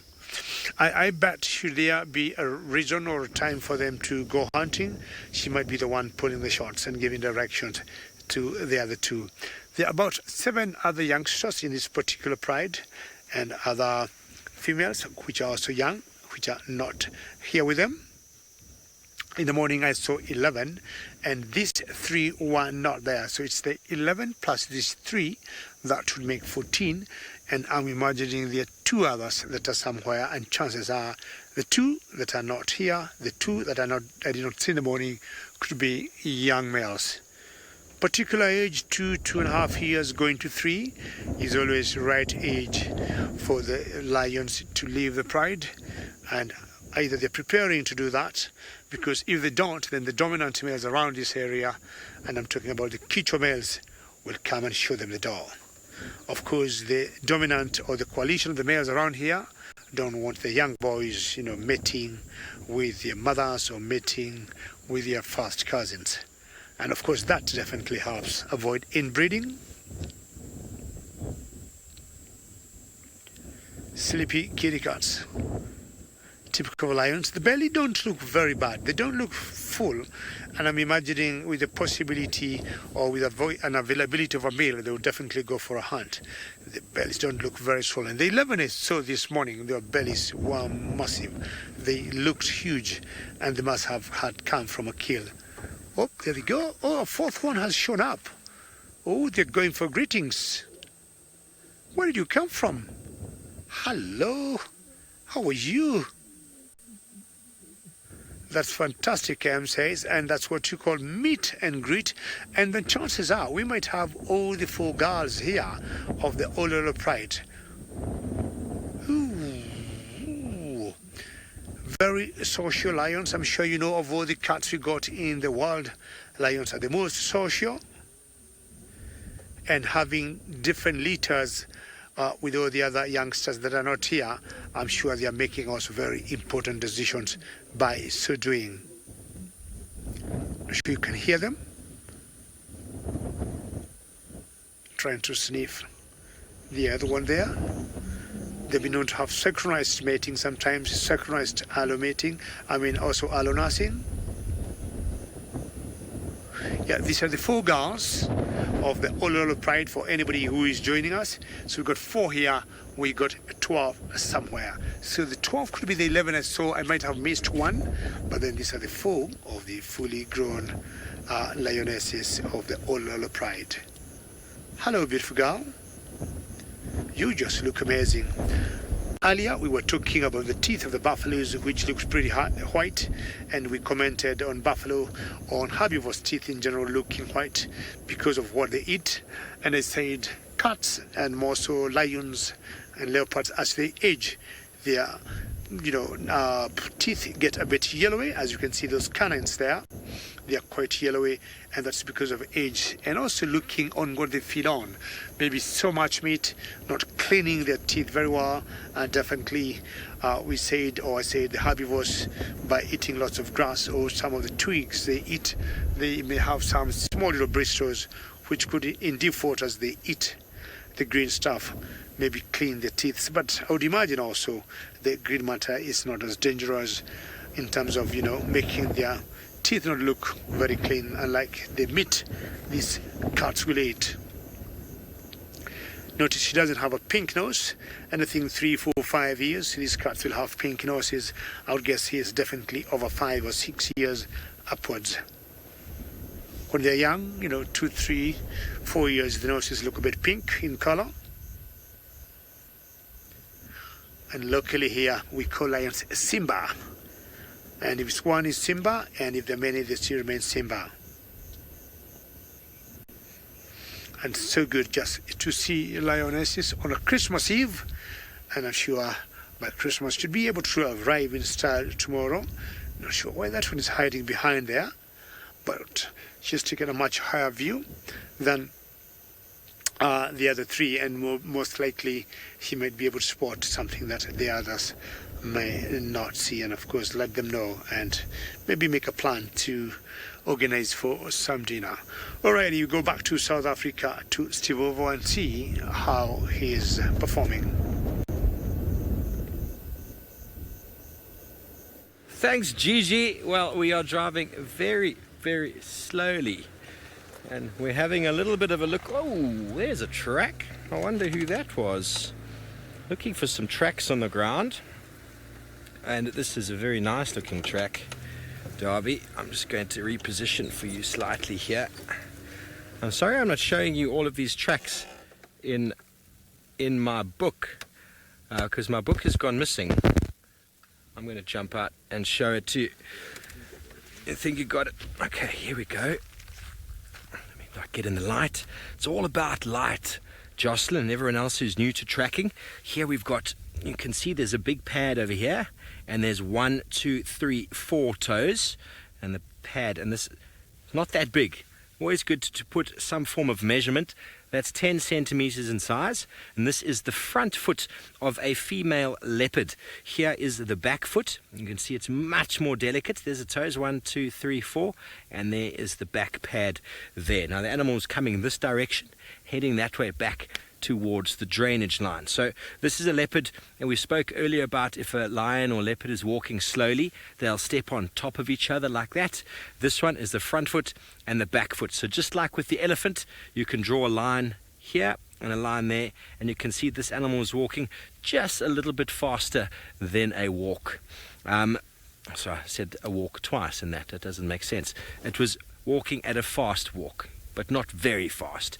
And the angle, the foot is turned slightly, and that foot is turned slightly means that it was looking in that direction, looking towards the right. So coming down this pathway and looking towards the right. Maybe it could hear something, maybe it was smelling something. So whenever tracking and you find these tracks, you can find tracks going in this direction, and you can see that they're turned, because this should be in a straight line. You see where the front foot is, the back foot should be in a straight line, but it's not, it's off to the side, which means the animal was veering off that way. So interest was on that. If I demonstrate with a little bit of a catwalk of my own, I'm going to be walking down the road, and suddenly something catches my attention to the right. My feet are going to change, and then I'm going to keep walking straight. So by the change in my feet from straight to the side indicates that the animal or the human or whoever it is has got intention to that side. So quite helpful when tracking, that you can then know, okay, well, the animal didn't likely go left off the road, it probably went off to the right if the tracks aren't continuing where you can see.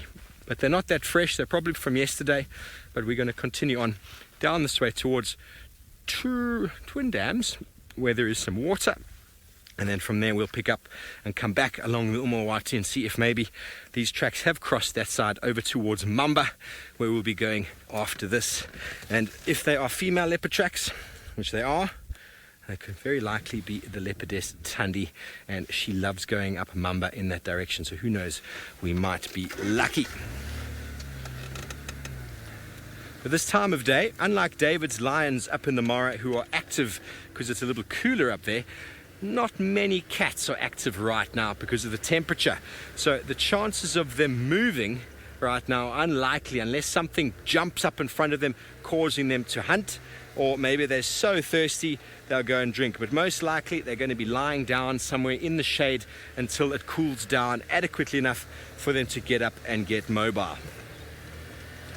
So if those tracks were from last night or this morning, the animal could still be in that direction. But we'll go and have a look in a moment once we've checked the next watering hole, because when it's warm, watering holes are what you look for, because that is the points of interest. All animals require water for survival, some more so than others.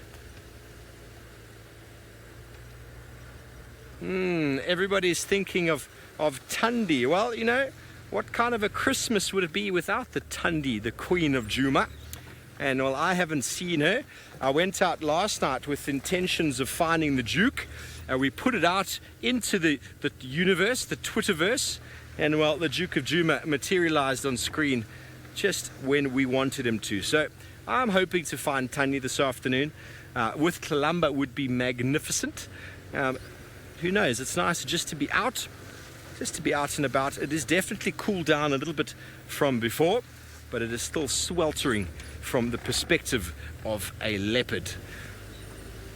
So David was showing you the meet and greets of lions. It never gets old. It really is always so special when lions are lying flat and suddenly one comes behind them and they all get very excited. I haven't seen you, I haven't seen you. There's all that rubbing and licking and tail moving and body posturing. It's always very special. Well, here is Twin Dams, one of our popular washing holes that runs along sort of the length of the Umawati all the way up to Vuyatela washing hole, which is all the way back behind us. It's the lifeblood, this river system of the Juma Game Reserve, of majority of the northern Sabi Sands, in fact. And well, these watching holes or points are put in along sort of points of interest along the drainage system itself, because they are low-lying and good areas of water catchment.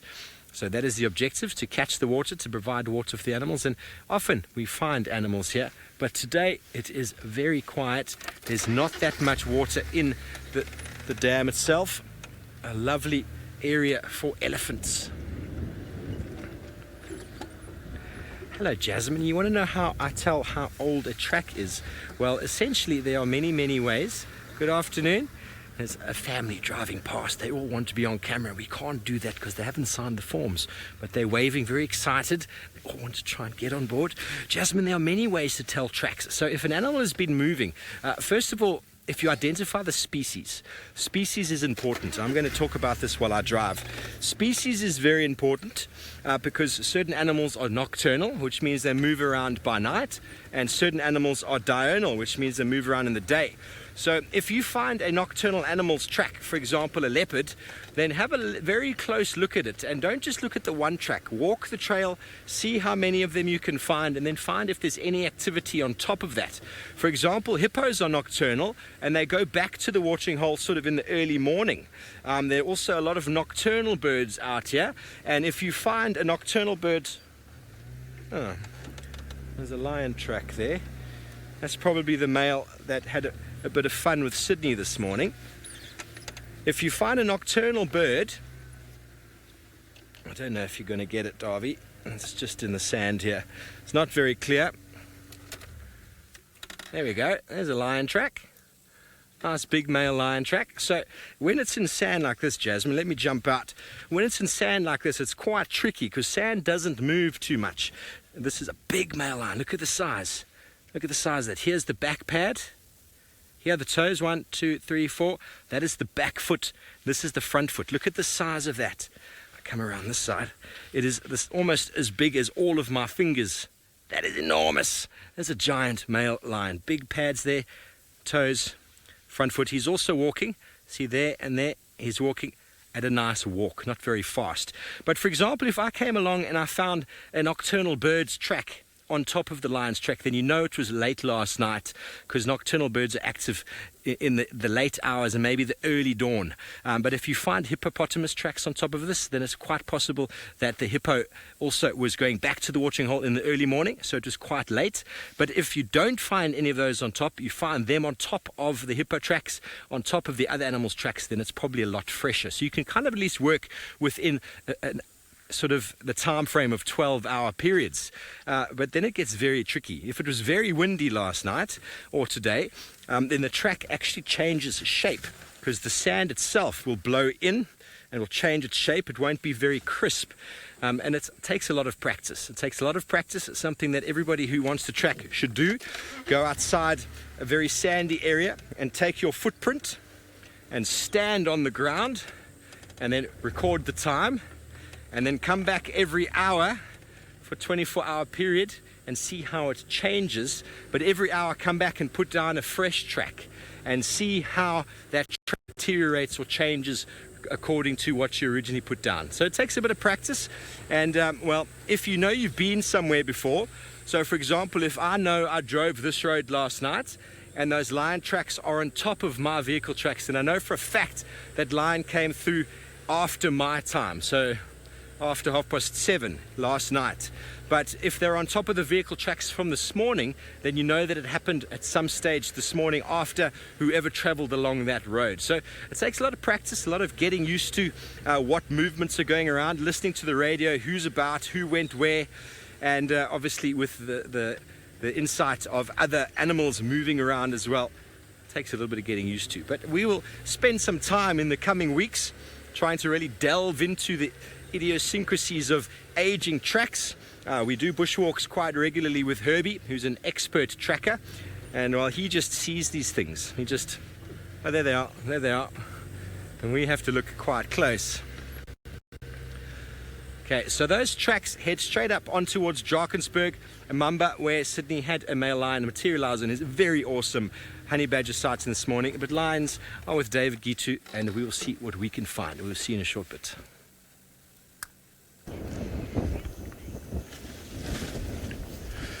Well done, good luck. I'm sure in general tracks will always lead to something, so your lion tracks might lead you to lions like these ones here. And these are 4 lionesses, 3 of them flat asleep, 1 of them enjoying the views from on top of the Olololo escarpment. And for those of you who could be joining us now, this particular pride of lionesses is called the Olololo. Sleepy, snoozy. I cannot blame you, because this is very typical of most cats, and more so the lions. And if they're very well fed and they have enough to drink, they have no reason not to have a nap. We have always thought and said it's only the males that sleep a lot, the lions, but also the lionesses also, with the same conditions the males would have, that also we go through the same. Look on the left here, it looks a little bit tattered or torn here, showing she's fully grown female. I would guess maybe 7-8 in age. Snoozy. You better put your head down, you'll sleep better. Not like that. And you can see the breathing is quite slow, because temperatures have gone massively down. We might have started high temperatures, but I think maybe now could be having highs of mid of 60s and maybe lows of 20s now. Hello. She's quite struggling to keep her head high, and I would say with a choice, oops, yes, that's exactly what I wanted you to do. You don't have to punish your neck muscles by trying to keep your head high. You see the other 3 have just landed the thing, or the other 2 there lay flat. You're more comfortable that way. Do you think lionesses? Well, very typical of them to be laying down like that.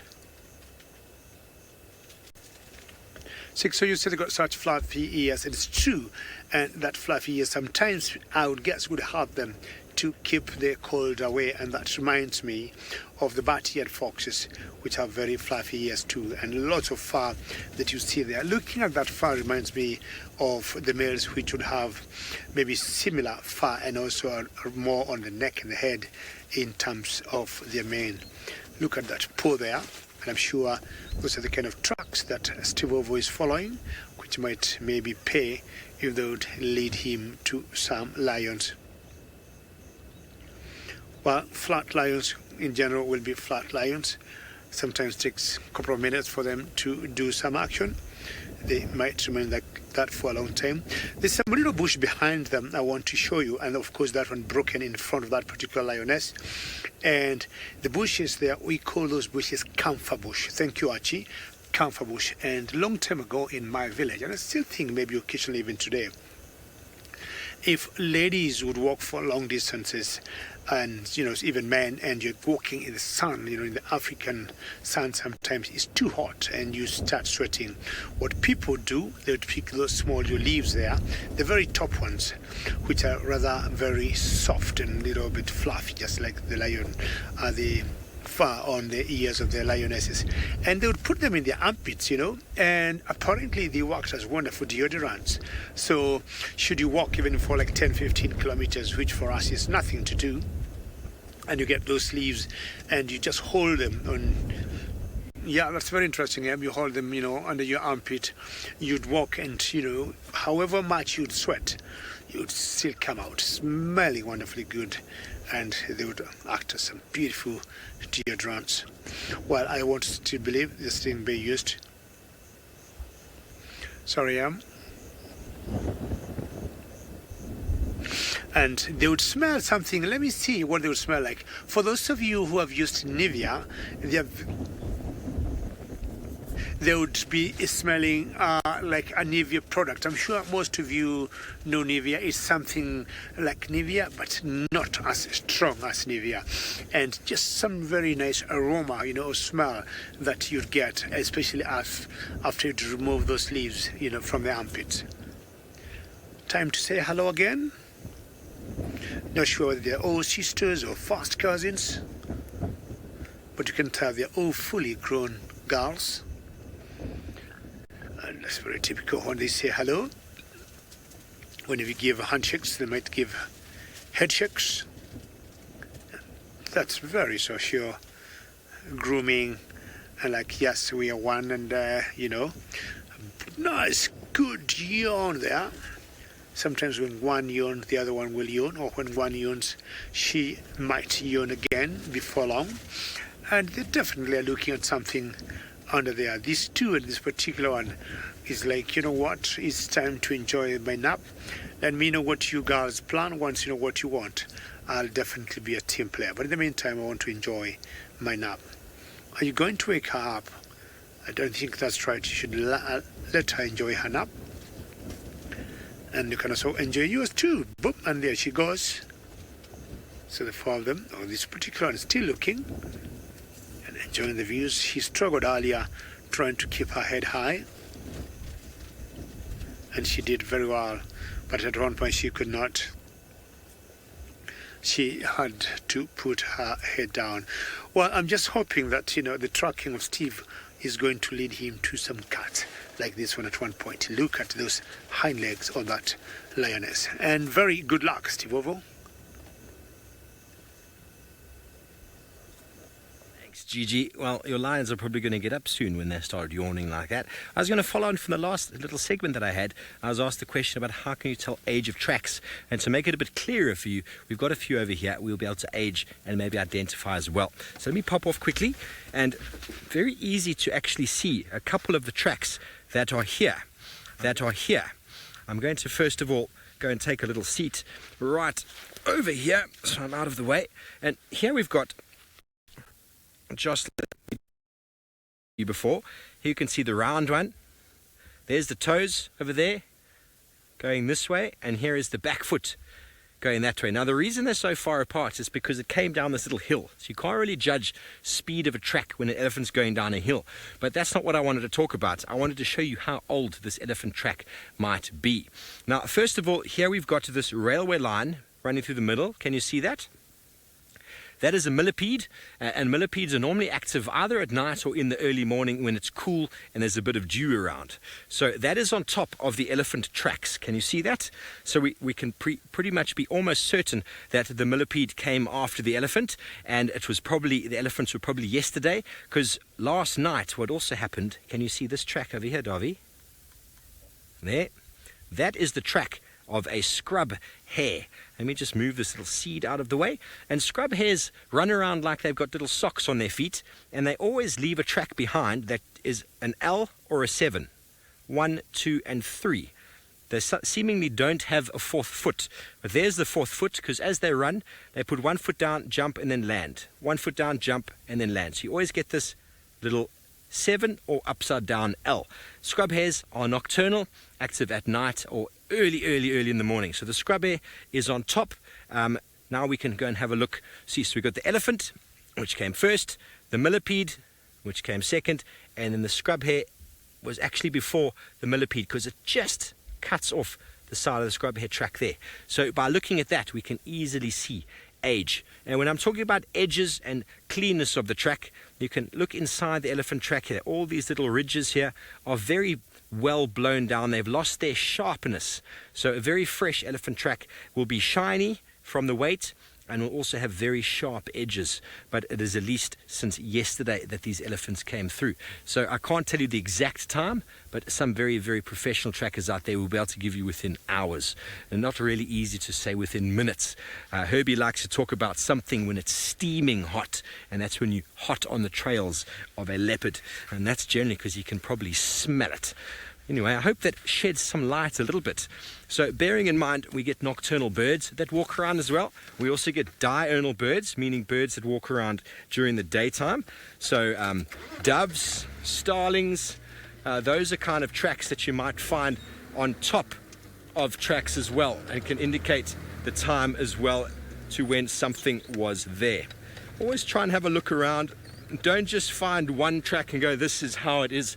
Always have a little look along the line, almost like reading a paragraph to understand what's going on the page. You can't read a word and know what's going on. You read the whole paragraph to understand exactly what's going on and piece together the investigation, the CSI of who moved here, when did they move here.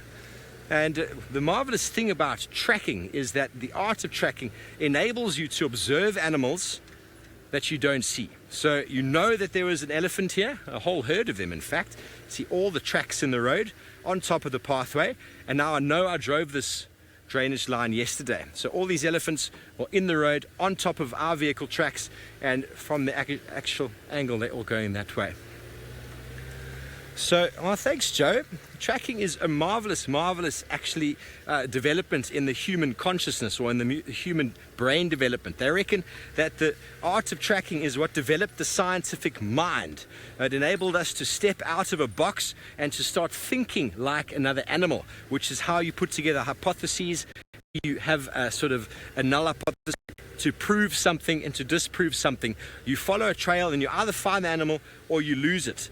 And if you find the animal, well, you get better and better and better. So we're thinking out of the box. How did the animal move? The direction? Where was it going? Why was it going there? For water? For food? Was it hunting? I spoke about the movement of the leopard sort of turning sideways. That will also give you an indication of what the animal was probably doing. So through tracking, you can interpret so many things. The San Khoi Bushmen, they are able to tell you exactly what's going on. They could come to a scene here and tell you how many elephants there were. One had a gammy leg, how often they fed. One lay down over here. There was one that was jumping and playing with a stick. And this one, this is for Pat because he had a really funny one last night. This one was mounting that one, and the kids were knocking around over there. Sorry, Pat, if you're watching. That was a dig at you last night. But anyway, through the art of tracking, we're able to hypothesize and figure out all sorts of things. And from a scientific point of view, sometimes you find tracks of animals that are never seen.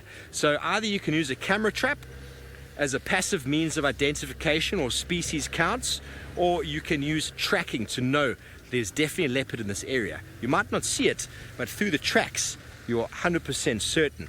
Animals don't know how to cover their tracks. They don't have the capacity to do so.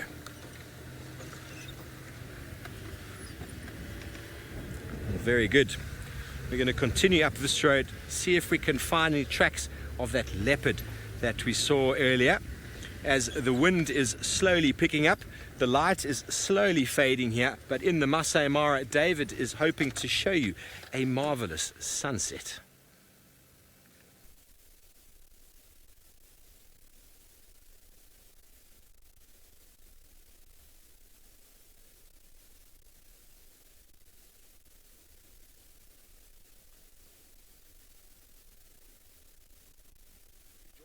Easy having for those lionesses. So if you get a leopard for us, it would be wonderful. I've always compared Juma or South Africa, or rather Kruger National Park and Mara in terms of leopards. It's a lot easier to do leopards in Juma than it is in the Mara Triangle. And every time and my apologies at one point, my voice was gone, but I am back. You try to imagine what we go through from here in the wilderness to get you to living rooms. There are a lot of stages, lots of links here and there, but at one point one may not work, sometimes because of the weather, sometimes get a bit grey like this. So my apologies when you did not hear from me and maybe you still saw me going like that. I can tell you I was still busy saying something, and what I was saying, maybe what you missed me, was comparing the Juma and the Mara Triangle in terms of leopard sightings. It's a lot easier to spot leopards in Juma or in Kruger National Park than it is in the Mara. And every time I think, is it the vegetation? You know, do they have more leopards than us? You know, and I think there are all possible reasons why that is the case. There's one truck there of the game rangers which you're gonna see passing, and they're always going very fast, zooming. But of course, they are on duty. You've seen the speed they've passed.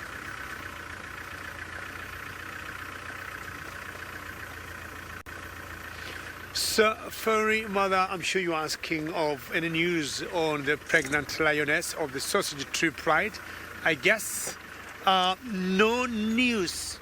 Oops, sorry. No news as yet. Go, Paka, go.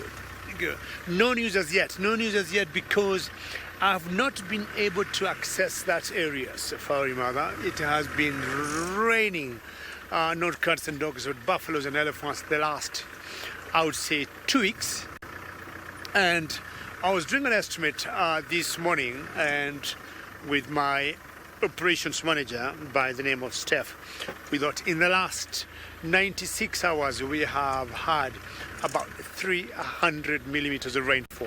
In only 4 days, 300, that's a lot of rain by any standard. And we thought that could be a lot more rain that maybe Juma would have in a year. I don't know what Steve thinks about that. In the Mara in general, we got about 1,000 millimeters of rainfall per year. So that particular area where that pregnant female is, that they call the Sausage Republic, I have not been for the last, I would say, 4 days. And every one time I go there, because I've been going there in the morning, I'll tell you, I have suffered, well, not suffering, I've struggled just to keep the car, on the road, and a few times I almost got stuck, but have survived. Well, I want to show you some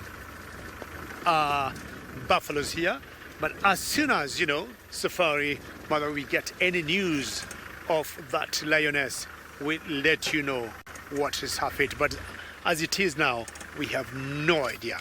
Of course, we are hoping the best and things will be good. And most likely, if not now, we might get good news.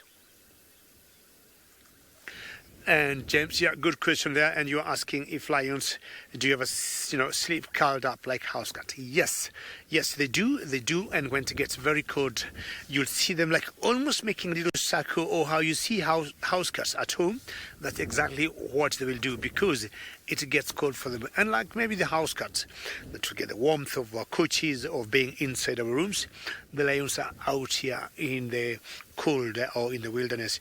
You'll always see themselves curling up themselves just like a pangolin.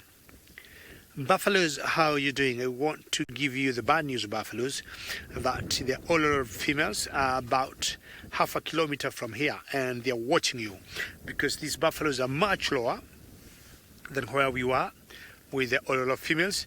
So I'm just giving you a clear warning, heads up, that if you're not careful, maybe one of you might become dinner tonight or very early breakfast for those lionesses. Because where they are, they're like on a straight line. And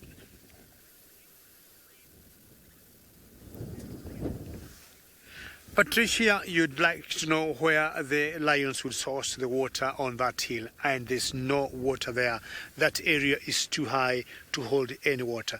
But just on the side of that hill, Patricia, if you're watching, there's one area that had some very green, thick trees, and there's streams and wells there, and that's where they would go to drink. And I'll tell you, Patricia, it's the very first time I've seen those lionesses there. They are always, much lower here, but they are only there out guess for on one reason. They need to spot. They need to see what's happening down here, and I'm sure they have spotted these buffaloes. Well, the migration is gone, and I'm sure Patricia and all the other nice viewers know about the migration of the wildebeest and the zebras. And the migration having gone, all the prides of lions in the Mara, be it the Mara Triangle or the other side of the Mara, will now be dealing with this big prey, which is equally very dangerous. I mean, buffaloes, I would say, they do not migrate, but they have what we call mini migration, just moving a few miles here and there, of course, for pasture and for drinking. But now we have lots of water, and have lots of water that have collected everywhere, and I don't think these buffaloes will be going too far. Just look at that cloud there, and this is how our afternoons and evenings have been. But I can smell no rain today. There are a few times I have had or have done some very wrong predictions in terms of weather, but today I would say 9 out of 10, and Archie's just laughing. will not get any rains today. Those clouds could be for tonight.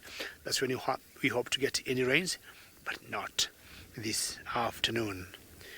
Beautiful Mara, and those trees you see there, we call them the torchwood trees, and they're very iconic of the Mara, and it looks very clear. Well, it's still a bit grey if you look on the horizon there, but I would say so far so good. It has only gotten a bit chilly, and talking of getting a bit chilly, I may have to get my famous Maasai green shuka, just to make sure I do not get any cold or any flu that happens a lot when it gets very cold. I should be fine with this particular shuka. That's another truck there of the game rangers. You can hear them zooming, and they're always moving very fast. Not sure for what reason. I think this driving school they're told once you're out in the bush, always drive fast. The main job, basically, they take care of us. They take care, of the animals, also making sure there are no poachers around. If they pick any trucks like what Steve is looking, and I'm talking about human trucks, they are able to follow them and find out where they came from. But I would say the Mara Triangle has been pretty safe. I don't remember the last time we got an incident of poaching. Well, we're going to give you that one more view, because I'm sure by the time you come back to me, you'll be infrared. But as we do that, we'll take you back to Steve in South Africa.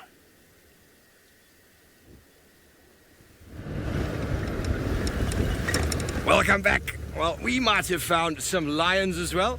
There's a report of a male and female lion just here on Gowrie Main, just south of Torchwood. So we weren't going to go because they've been on Torchwood. Yes, there's two. There's a male and a female lion. We've been hoping to find some. Okay, a big male lion. Look at him. Very exciting. It's going to get very busy because we're on the main road. This is Chitwa, this side.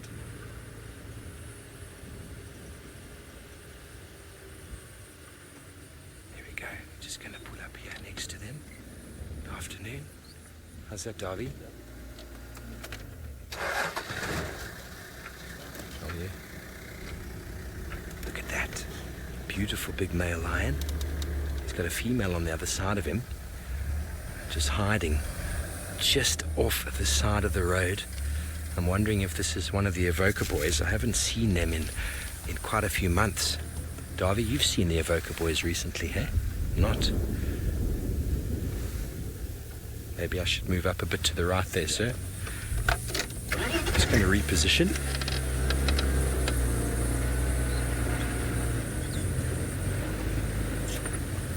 There we go. He's got a beautiful, easily identifiable scar on his lip.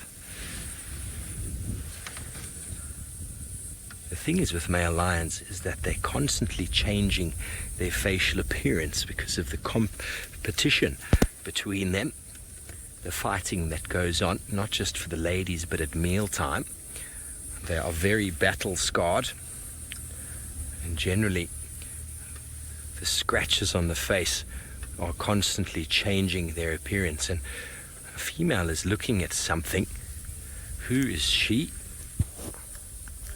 She's interested in something in the thickets there. Giraffe girl, you probably are 100% correct. It almost looks like amber eyes to me, with that sort of scruffy neck that she's got. Now, so Giraffe girl saying it is one of the Evoker boys and one of the Unkuhumas. I haven't. What's she doing? That looks like amber eyes with that neck. I think she spotted something just up in the thickets here. Can't quite see what it is, but look at the intention. He's not too bothered by it. He's more interested in staying close to his girlfriend. What have you seen? Now he spotted it as well. Sorry about the pole behind there. Sorry about the pole, but that is the communications that runs along the center of the northern Sabi Sands. See how she moved to stand up, and while he thinks she wants to mate, she doesn't. Well, she might. Very, very cool. They're moving back north again into Torchwood. And just on the side of the boundary here with Chitwa, she moved into the sunshine there and realized that is not ideal. See how well he stays with her. He stays very, very close. He doesn't leave her side. He feels that if he loses her for a meter, that he might lose her to another male lion. Very protective once they find a female. And by this behavior, you're going to assume this is a mating pair. Safari lover, lions do often hunt by themselves. They will hunt often by themselves, safari lover. The pride will assist, obviously. I've seen lionesses hunt very successfully on their own. Often when they're away from the pride, they have to hunt on their own because, well, they've got cubs, so they've probably secreted them away, hidden somewhere, and they are very, very adept at hunting on their own. Obviously, inner pride makes it a little bit more easy, bit more cohesion. But male lions go through many years, sometimes on their own, without anyone to help, and they are efficient hunters in their own right. Obviously, leopards are the specialist on their own, but lions, a single lioness, has the potential to take down a zebra and wildebeest on their own. Obviously, it is quite difficult to do so, but they do have the power and strength required. So, if I'm not mistaken, that is amber eyes. You can all correct me if I'm wrong. Davy, what do you think? It looks like her. I remember her always having a little bit of a sort of scruffy sort of neck, and her eyes are very, very golden in colour. And she is an enormous lioness. Definitely the biggest in the Nkuhuma pride. Her tracks resemble that of a male lion and sometimes are mistaken for one. But now that she's lain down and is not moving, he is, well, just going to sit there and wait in anticipation for her to move and maybe lay down in front of him. Lion mating can be quite short-lived, but if you spend hours with them, you can get them mating many, many times. I must be honest though, earlier this year, when the Evoker males first came onto Juma, no, it wasn't the Evokers, it was the Birminghams. We were up by Buffelshoek Dam, and Amber Eyes was in estrus, and we stayed with her for an hour and a half, and they mated, I think it was twice. So that was a very poor show from a lion point of view. And as all of you know, if you're not aware, she had cubs, but unfortunately they were somehow lost to possibly some marauding hyenas. Where I was earlier this drive, when we had those wild dog tracks, we were checking the western boundary. That was the area sort of to the right hand side of where we were driving that she had sort of spent a lot of time with her cubs, and she'd often come back and find the rest of the pride, and they'd go off on a hunt.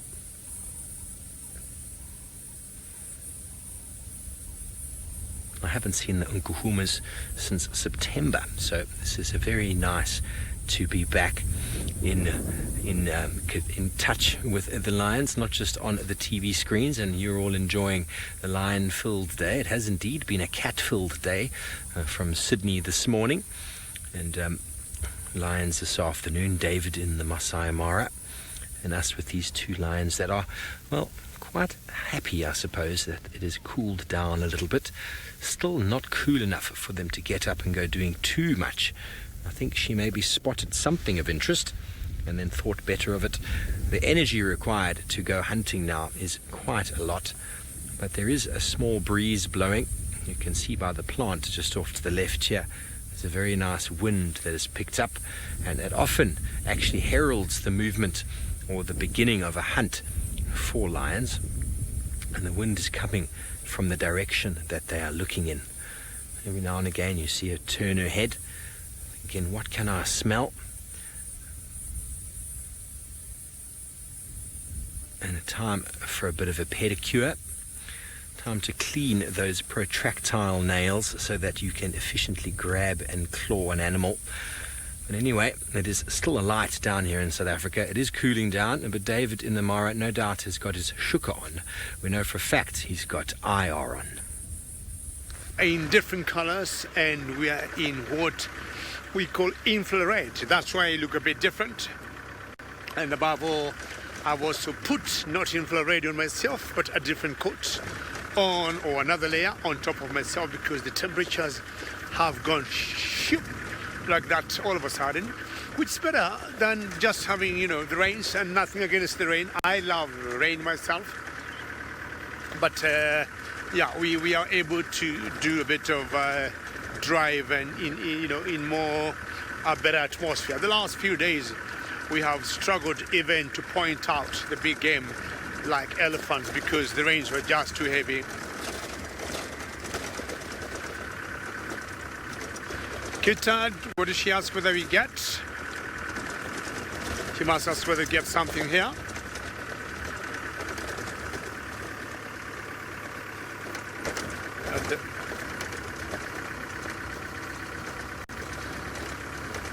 Okay, do you ask him whether we got mistletoe in Africa? Not really. I do not think we get them in Africa.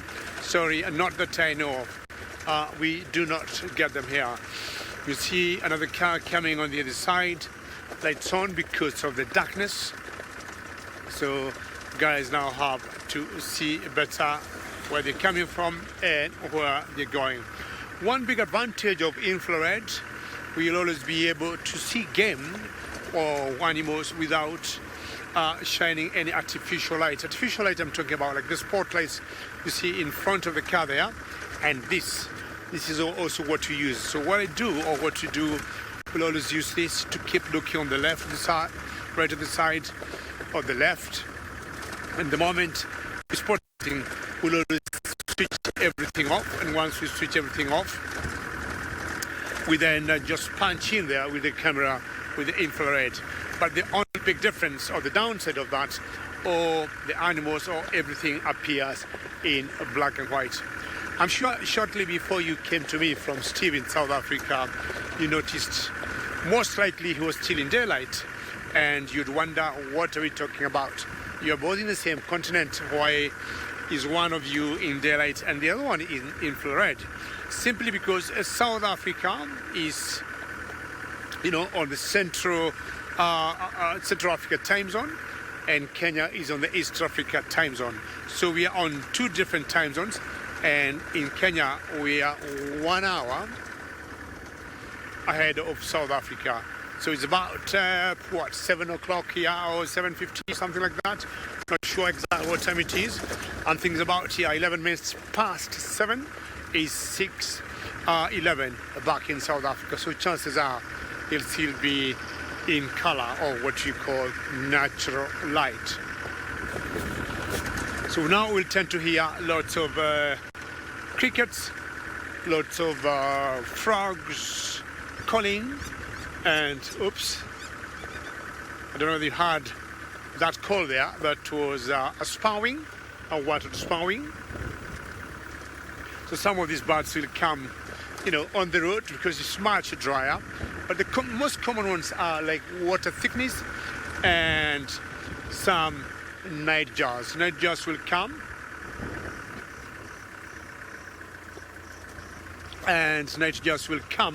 and of course they'll be trying to catch some insects for themselves. So we'll have lots of birds coming out, and we'll also get lots of insects coming out. Now we've got some earlies here that we're going pretty close to them. So what we'll do, I'm going to switch off my light and then slowly approach them. I'm going to switch off the car and try to get as close as we can, because at night you'll approach them very quietly. How is that, Archie? See the best we can. And I was talking about seeing now these animals in black and white, and we were watching elephants before. I'm sure you remember they did not look like this. They looked a bit different. Also, Steve Ovo had elephants, and now because being in infrared, they all look black. We see the tusks. The tusks might look a little bit white, and the glare, you can see the glare on the eyes. That's the glare I'm talking about. They sometimes open their ears, basically not to cool off. It's just a little reflex, I would say, because it's not hot enough. On hot days, they keep flapping their ears to cool off. Elephants have been known to eat like 15, 16, 17 hours in a day, non-stop. And I would say elephants spend 3/4 of their life eating to support that big body they need to eat lots and tons of food. This big mama there with a small little calf behind her. And in general in the Mara, elephants are very lucky. They have a wide choice of food. I'm talking of elephants eating grass. Like now, I would say most of them are eating grass. Should they get any shrubs, you'll see them also eating shrubs. They have been known to bring down big trees and getting the branches down, or fruits. And they also been known to eat twigs. At the moment, they're just uprooting the grass there, because with the rains that have come, the grass is very lush, it's very green, and we have seen sometimes as elephants try to uproot the grass, if it doesn't come out, they use their little foot to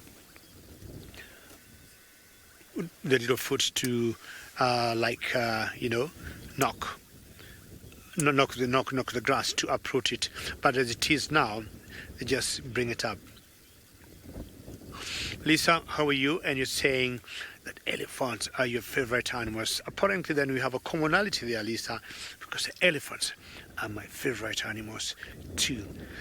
And like the lions we were watching a few minutes ago, you saw them just doing a little bit of motion up and down, then looking up, then they all went flat. These guys, Lisa, I'm sure you'll agree with me, they will always be doing something. Eating, moving. That one seems to be having half a tail or kind of a stump. Turn the other way around. We want to see your bottoms because you don't have a full tail. Very difficult to know what could have happened. And they're very close to us. And these animals, what you need to do, don't surprise them when you see them. So long as they know you're here and you don't get them a surprise, all looks good. And I think things are getting brighter and better, first of all, because he got some sort of cuts.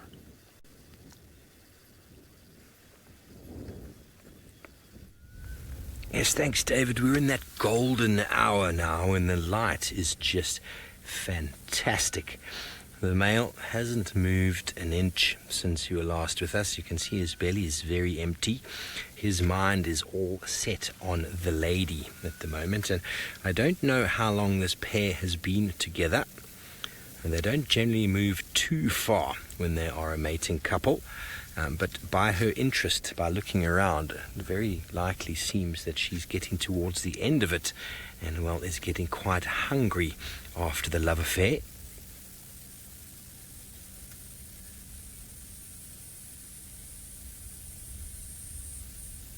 Okay, see how she moved slightly, and he's like, what's going on? He's photobombing the shot now, David. So we go prod him to move slightly so we can get a better shot. I wouldn't do that. Big male lion. See his front feet there compared to her back feet. You'll see the size difference. They are enormous. That's why that track we saw earlier of the feet of a male lion are incredible, as he now shows us the Sphinx.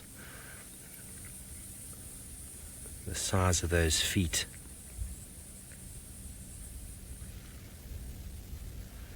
Hello, Kaz. Well, the nails are constantly sort of shedding while they're growing all the time. And the nails are inside. They're actually what we call protractile nails. So in the relaxed position, they're inside the feet. And when they are extended through muscular contraction, they come out. And that's when they use it for obviously grabbing things. But for keeping them sharp, and they'll often scratch against trees, very similar to what a domestic cat does to your lounge furniture. Scratches it to sharpen and clean the claws at the same time to get any dirt and grime out of them.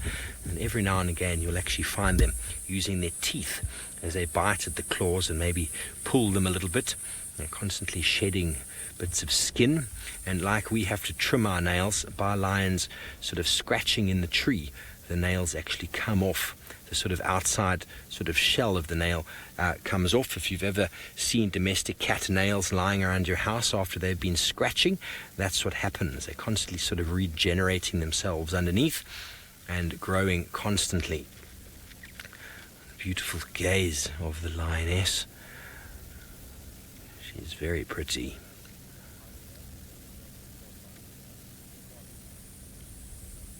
And I'm interested to know if this is the male lion that actually was seen this morning with Sydney, because I don't know if it was. I don't know if this is a mating pair.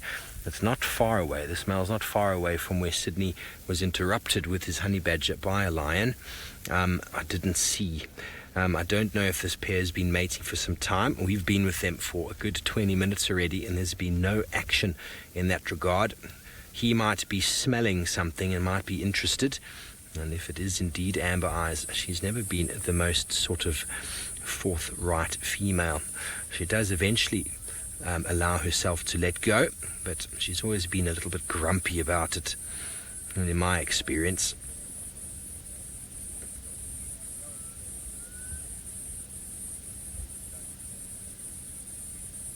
It's definitely grown, this Avoca male.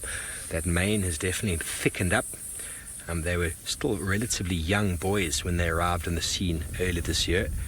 And now to see him in a full mane, it's possible he is the bigger of the three, because there was only one male that looked almost in full mane. The other two were still a little bit scraggly, a little bit younger, still trying to develop a bit, and one was much bigger than the other two.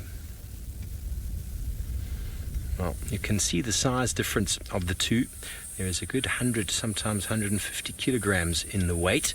But for now, David is with an animal that is in a completely different weight class.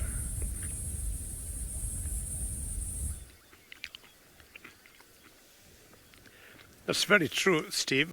So just hang on there and let us know what happens after maybe a few minutes. We have seen now 2 more calves. Initially we had 1 calf, but now we got 2 more.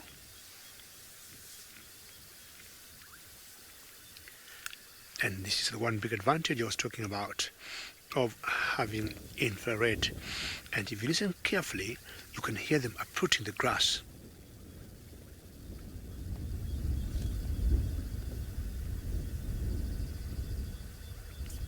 You can see how that youngster, that calf, see how she's turning the grass and just culling it.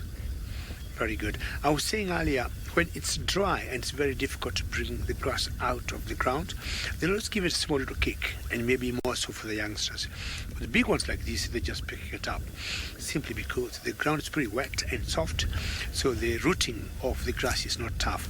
You just curl, pick it up, and just lift it up, and just in the mouth straight.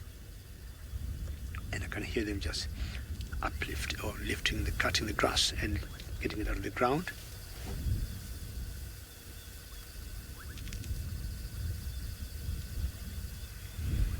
We're very close to them, barely 10 meters, 10 yards away from them. And as I was saying earlier, so long as most animals in Africa, you do not surprise them, let them know you're there, that's fine. But if you sneak on them, like this ones, or even the buffaloes that we were watching before, that is when things go wrong, because many animals don't like to be surprised. Let them see you approach, and then of course you keep looking at their body language, and that helps you to know what exactly to do. Actually, you want me back up a little bit? Okay, gonna back up a little bit. You can have a better view. It's beautiful. Ellis, which are looking very good in infrared. I like the natural light. Gonna keep going. Let me know when to stop, aren't you?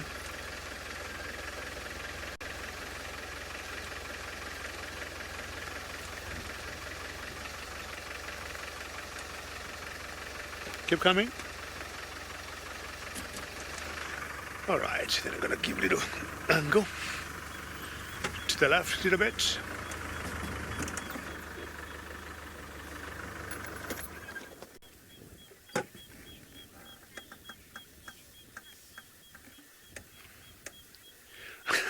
Well, that's a very interesting question. What elephants will do, they're very bright animals, and they'll always know where to get food and when. So very unlikely you'll see them like stashing food to eat much later. So their tasks basically, or mainly, they'll use them to break trees or to bring, branches down if they're just too high. But very unlikely to see them stashing food so that they can eat it later. Anytime they're hungry, they'll know where to go and what time.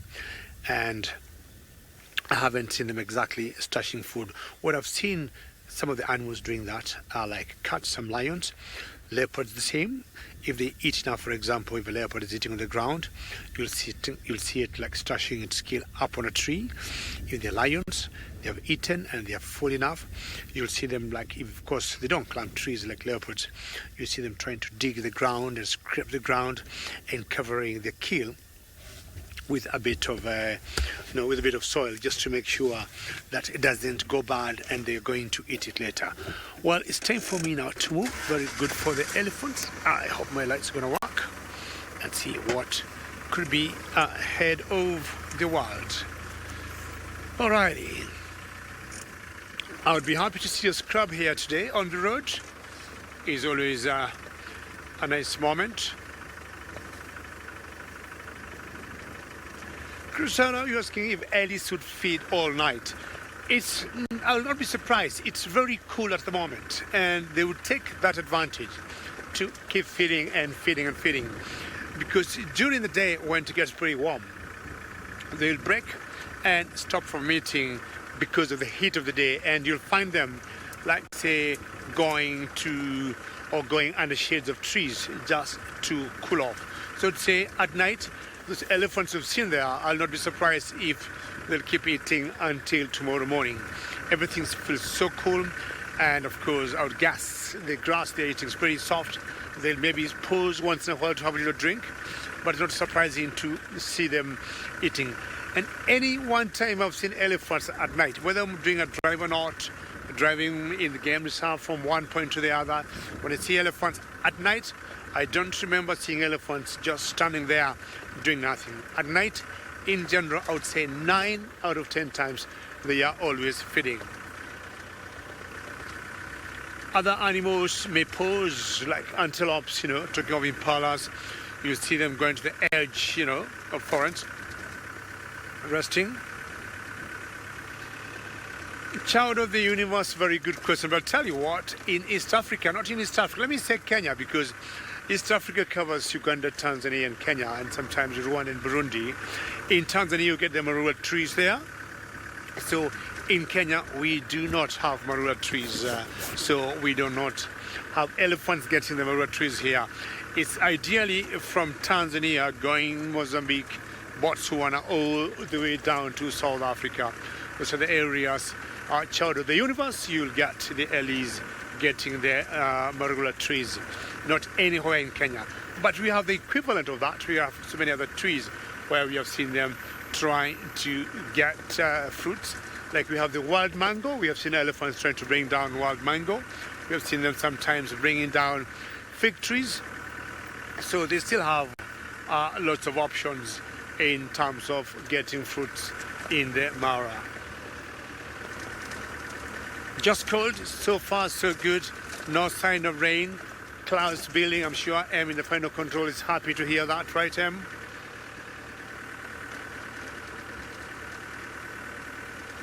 And should we get rain, some feeling, I'm thinking it could be tomorrow morning, not this early evening. Anything early, like the earliest I would guess rains would come would be about maybe 2 o'clock.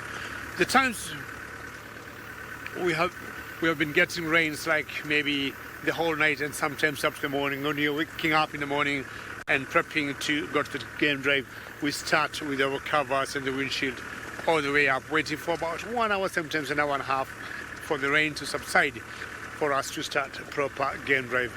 And I'm not sure why Steve left his lions driving around. He would be able to tell us where he is going.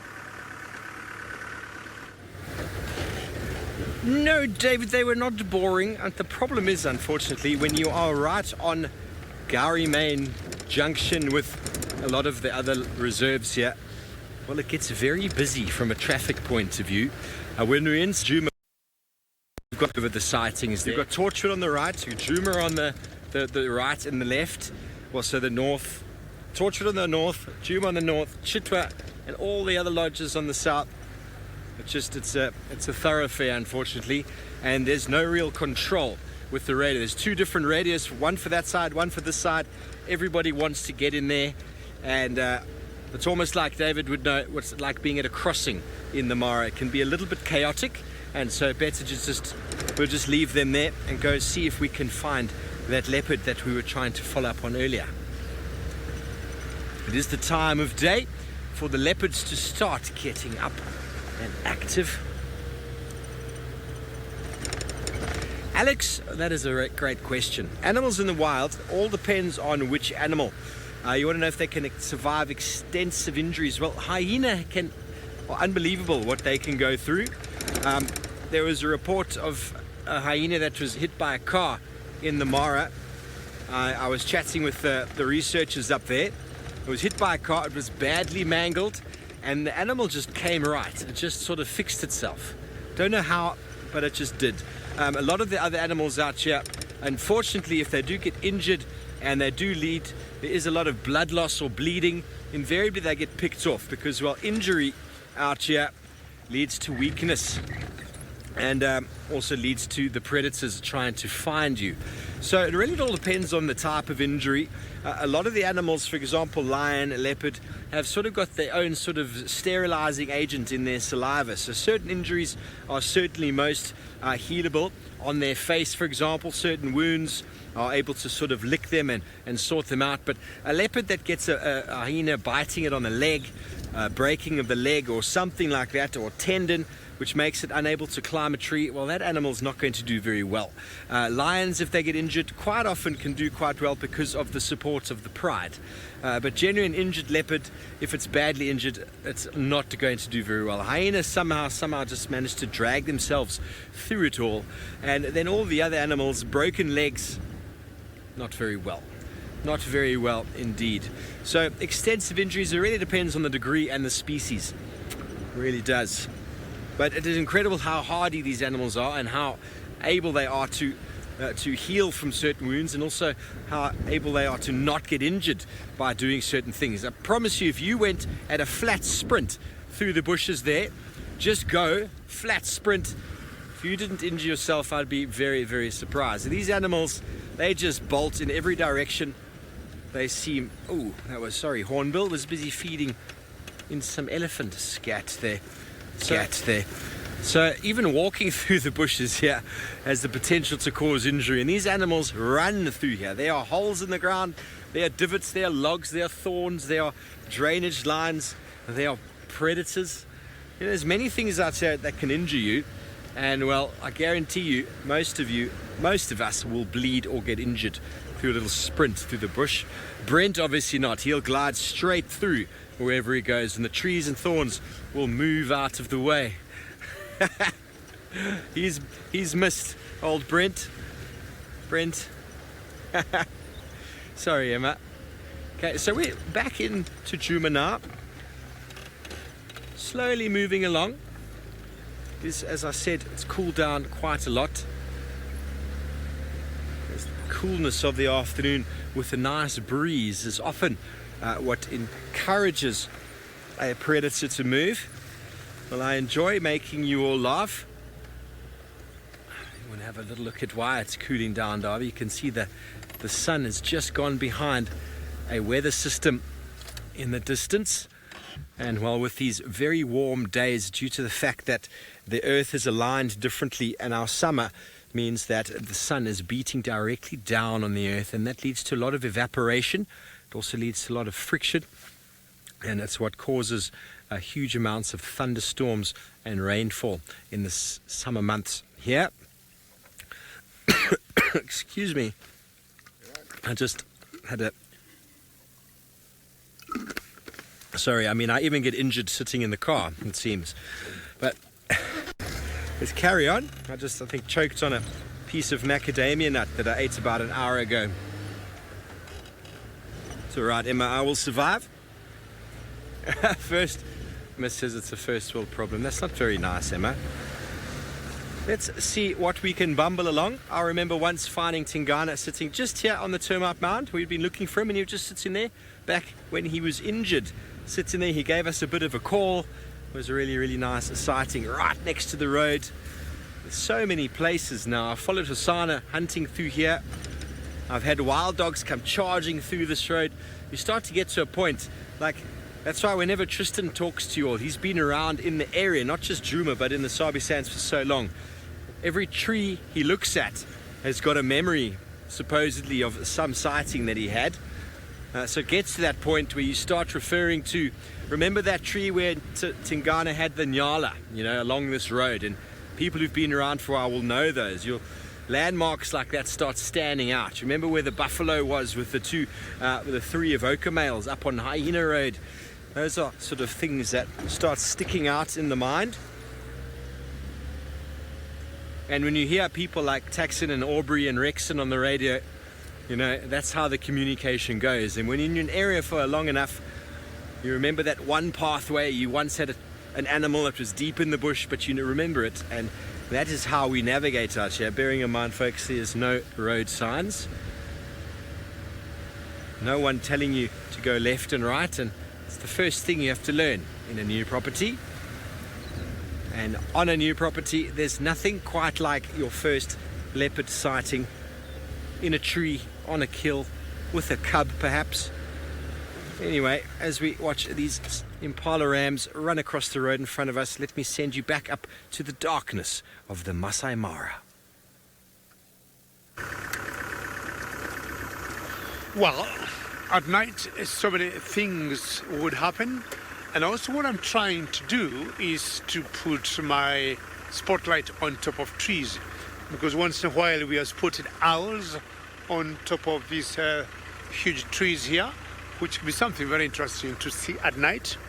Most of them coming out during the night and having some wonderful visuals and their big eyes to spot prey.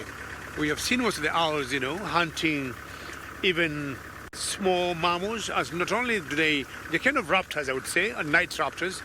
Sometimes the enthusiast or the bird I would say specialists will not want to group owls as raptors as much as, to me, they are raptors. Just maybe the difference of having night raptors and diurnal raptors. So it could be a possibility of seeing some at night on top of the trees, but also they could come down like the marshal owl, just trying to look for some rodents, and they could be mice or rats. But the most exciting thing I'd want to see today would be a scrub hare. I've not seen scrub hares for the last couple of nights out on the drive. If I don't see a scrub hare, a nightjar would be very ideal, which will be very good. And what an amazing night. Not sure, well, we've got some few stars here, and I'm sure. And Em is trying to tell me to get a chameleon, but I tell you what, all my days in the Mara, I have never seen a chameleon during the night. We'll see them during the day, like the Jackson's chameleon, but unlike Juma, where I think it was flap-eared, which was green color, yes, that we almost saw every night. And apparently either it's one species in that particular area of Juma. Once you could see a chameleon, you do not have to scratch your head or trying to think what species or type of chameleon it was. It was only one type. There's one time, yes, I remember I gave Sydney a lot of pressure either to get a chameleon because I had gotten myself a scrub hair. Yeah, and in final control, thank you, got very good memory. It is true. And I'm not sure Sydney liked me that night because he ended up not supporting a chameleon. But chameleons blend in very well. It's very possible, like you shine your light on a chameleon and don't see it, you know. Once they have the right camouflage in terms of color, you'll keep looking and you'll definitely see nothing, and yet it's right there. Unless maybe if you're lucky, it makes that slight, you know, movement of either the limb or maybe when you see the tail trying to move on. Well, scrub hares, where are you? I just see some lights or some eyes glaring on the road. I'm not sure it's a scrub hare or it's a nightjar or it's a bird. I want to get a little close and find out who that is. So what you normally do, you'll always switch off for our lights, not to blind whatever it was. Did you leave? It was right here. And I think it's a nightjar. What do you think about Archie? Right there, where the lights are going to switch off. and I hope you get the spot there. Let me first switch off. That's there. I'm going to switch off the engine, and my guess, you see that eye that's glaring there? It's the bird I was talking about. I could be wrong, but my initial guess is a Niger. Not very true, but I want to believe it's a Niger there. They always have very large eyes. There are only one downside with an infrared. You can't get very close to an animal, and you don't get the profile as good as the natural light. And the disadvantage here would be if you try to get a little closer to the bird, she is going to fly away. That's not what we want. Again, as I said, my guess, it looks like a nightiger to me. I could be wrong, but you can see the huge glare on the eye. Chitty, half and half, I agree with you. What will happen is, if she comes much closer to the road, we might see it much better. So let me try and switch off these lights and see whether we have any difference. And nightigers are very special birds. On one of their toes, they have something like a comb, you know, and they use that comb to align their feathers, or just comb their feathers, should you imagine? So it's something like a little brush, and you just see them, stretching one of their toes out and aligning their body feathers. My guess is it still remains a Niger. Not sure which one it could be. We've got so many species of Nigers, and the common one from where we are is what we call the mountain Niger. I'll be trying to see whether they have my bird book, and maybe see whether I can play the sound of a Niger, and more so the mountain Niger that I'm thinking this is. I could be wrong on that, but let's hold it Niger for now.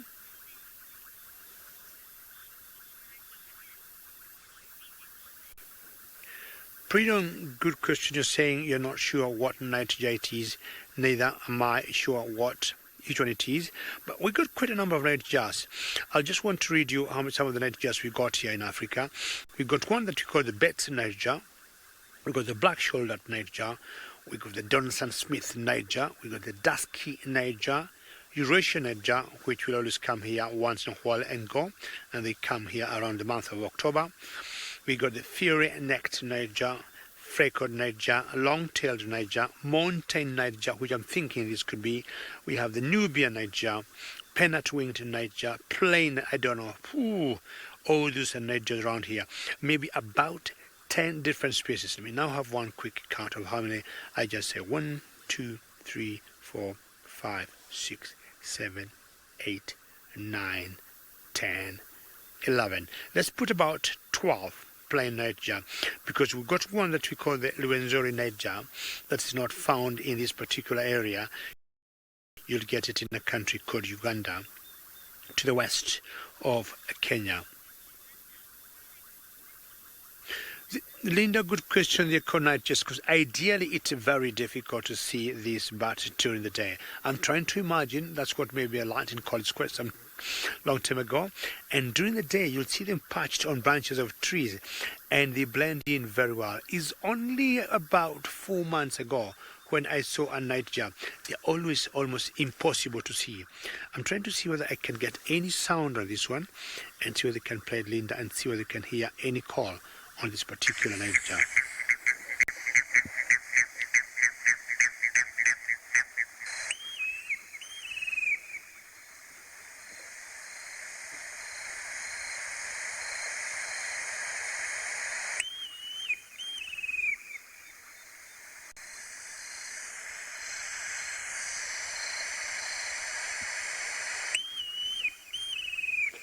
That particular call is very characteristic.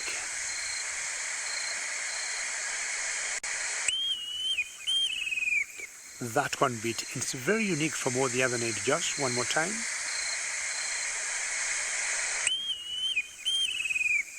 That one, and you will never mistake it with any other nightiger or any other bird.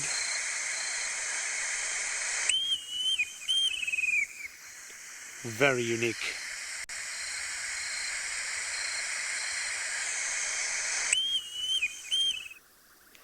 Excellent.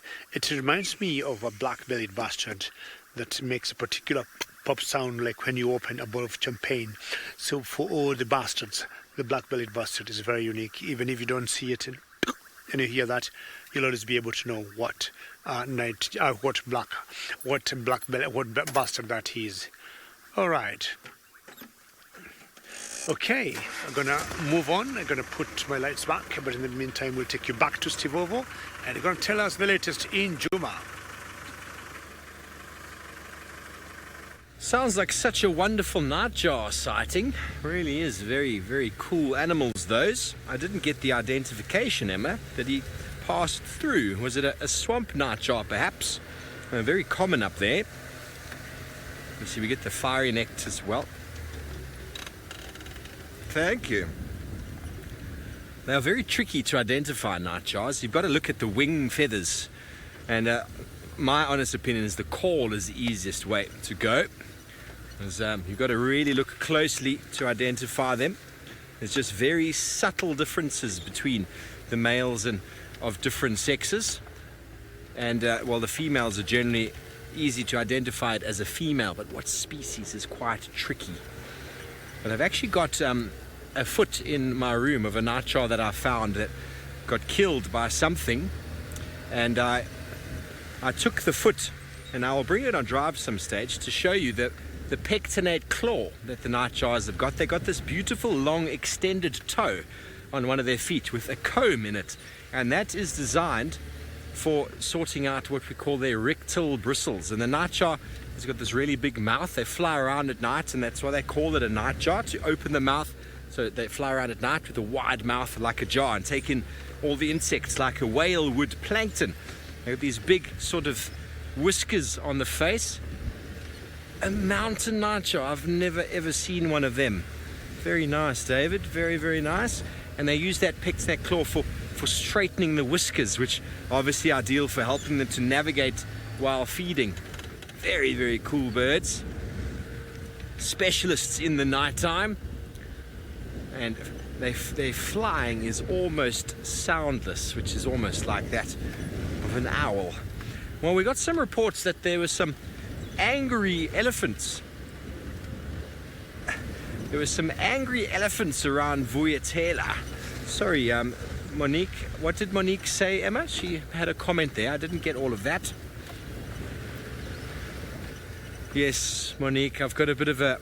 I like to research things, and if you find birds that are dead, we might as well educate ourselves with it. So I've got a courser's foot, a bronze-winged courser, that potentially got hit by a car. I'm not sure. A nightjar as well that I found dead. They often do get hit by cars. And then, well, we found a hornbill that lost a battle against my vehicle window back at Juma. Often hornbills they like to fight their reflection.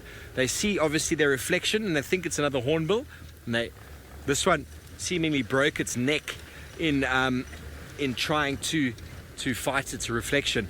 And I found it next to my car, and well, I took one of the feet to get the feet to show the difference in their toes, because they got two fused toes on the inside, one on the outside, and then one back, and that's called the syndactyle foot structure.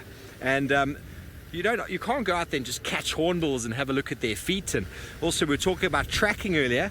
I can take those feet and I can put them on the ground in the sand and actually show you the track that it makes, so without having to go and catch animals. And also, from a learning point of view, we can learn by doing that what that animal will look like when it puts its foot on the ground. So I must try and remember where I put all of these feet, because well, when I packed up to go up to the Mara, I packed everything away into some boxes.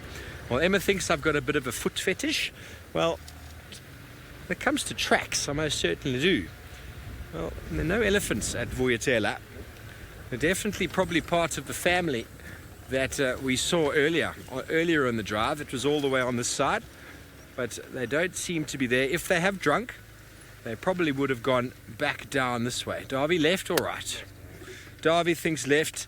Sometimes your gut just tells you immediately, take a left or take a right, and well, you go with it, and then suddenly there's wild dogs in the road.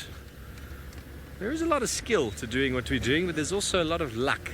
A lot of blind luck. Like Sydney this morning was just bumping into things. That happens. And then you can just miss everything. I mean, because we don't find a lot of animals this time of year because of the greenery and the moisture, doesn't mean they're not around. I mean, that's why tracking is so important, because you know that animals are here. But you could drive here and the honey badger could run behind the car. You could drive here and the leopard could run behind the car. It's just all about timing. Having a bit of a gut feeling, having an understanding of the landscape and where the water is, where the animals might be moving. And here is the very sloppy dung of the elephants that were here not so long ago. Bright night, gut feeling, sixth sense is everything, I'm afraid. I have a sixth sense that I think has saved my life many a time. And it's important to try and, you know, we all got our five senses. Most people I know that live in cities try and block out sounds and smells because it's really overwhelming. But living out in the African wilds, living out in the bush, you want to smell fresh elephant poo. Oh, fantastic. Oh, do you smell that? Yes, that was leopard scat or leopard scent marking. And also your sound. You want to hear everything. Oh, you hear that? Magical arches, music to our ears. And obviously our sense of sight improves as well, because, well, we're trying to find the most camouflaged of the camouflaged.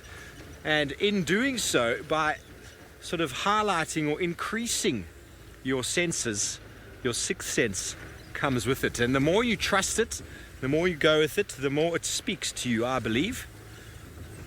The more it speaks to you, you know, you get that gut feeling about doing something. You must go for it.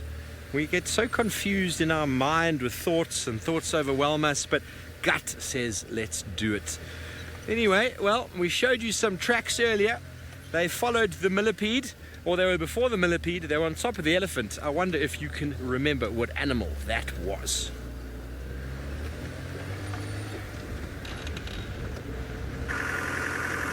Well, my search continues. I was looking earlier for this crab here, and I never saw this crab here, but instead I saw a night geo, which is pretty cool.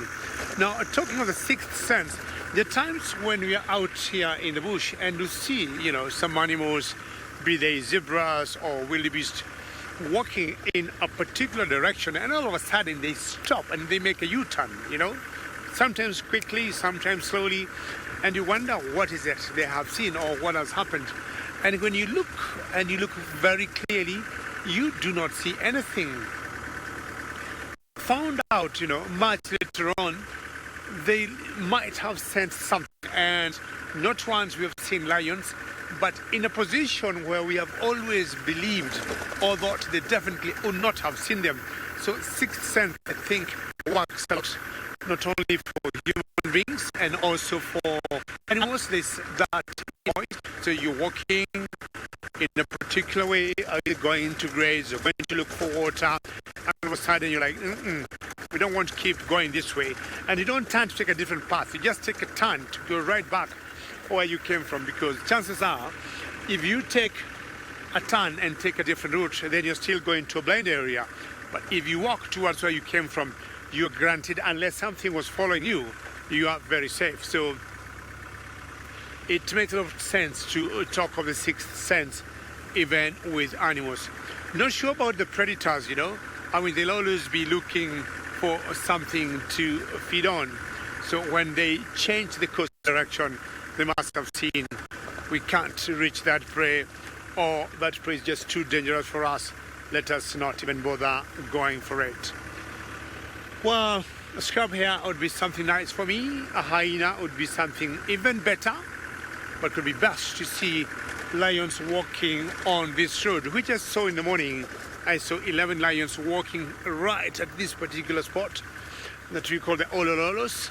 But lions move a lot, and especially during the night. They've been known to cover long distances. Remember, should you have any comments or questions in our darkness drive, please don't be shy to send them through. #SafariLive. I've always liked what my friend Sydney says, that the wilderness is always unpredictable. you can't predict what's going to be around the corner. The thing is, keep driving, keep looking, keep hoping, keep anticipating. It could be anything. You know, you could see something you didn't expect. My friend the other day, Tristan, saw a pangolin playing with lions, which is pretty special. I'm not sure whether we got another nightjar here or what we got here. I just see the eyes. Actually, you see those eyes there, or am I having my own imagination? It's just something like eyes there. I'm going to shine the light there. I'm not sure that's another nightjar. Maybe yes, maybe no. What is that? Oh, that's someone's cap. Yeah. Well, Kimberly, last minute we could see a bat-eared fox. Who knows? But what I've seen here, it looks like a cap to me, and it's definitely not a nightjar. And let me see if we can pick it up. And yeah, I don't know. I'm just gonna step out and see if I can pick it. Maybe it could be belonging to one of the guests. So there's a car coming in front of me from the other side.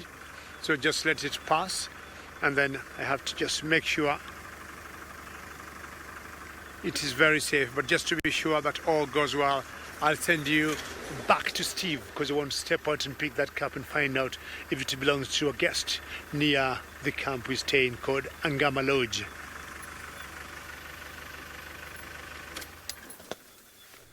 Thanks, Gigi. Have you found a cap with a reflection on it? Very interesting.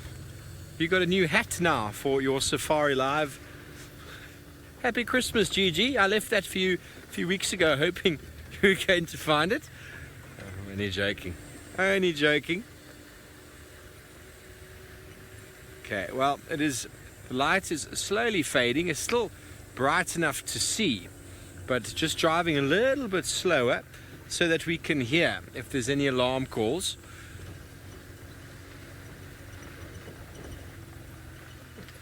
Mrs. Lapwing, indeed, the lesser spotted cap, or in this case, the spotted cap, because, well, David spotted it. Really, really interesting. Found all sorts of things on safari. I found many hats, water bottles, blankets.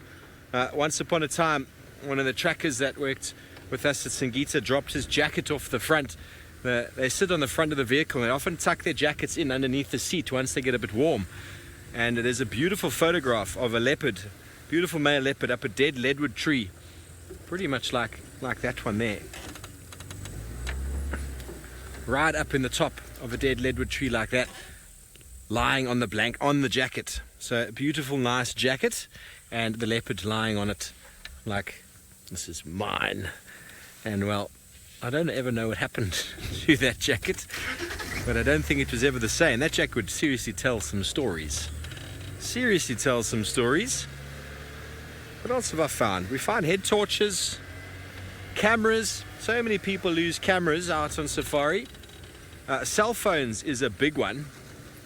Cell phones is a really big one, because people sitting on the back of these game viewers put their cell phone in the pocket, and the seats are flat. They're not these bucket seats that your bum goes in nicely and the pants stay up. You sit flat and everything falls out. Cell phones are amazing. And the reality is, and I had a guest once who lost 2 iPhones in the same trip.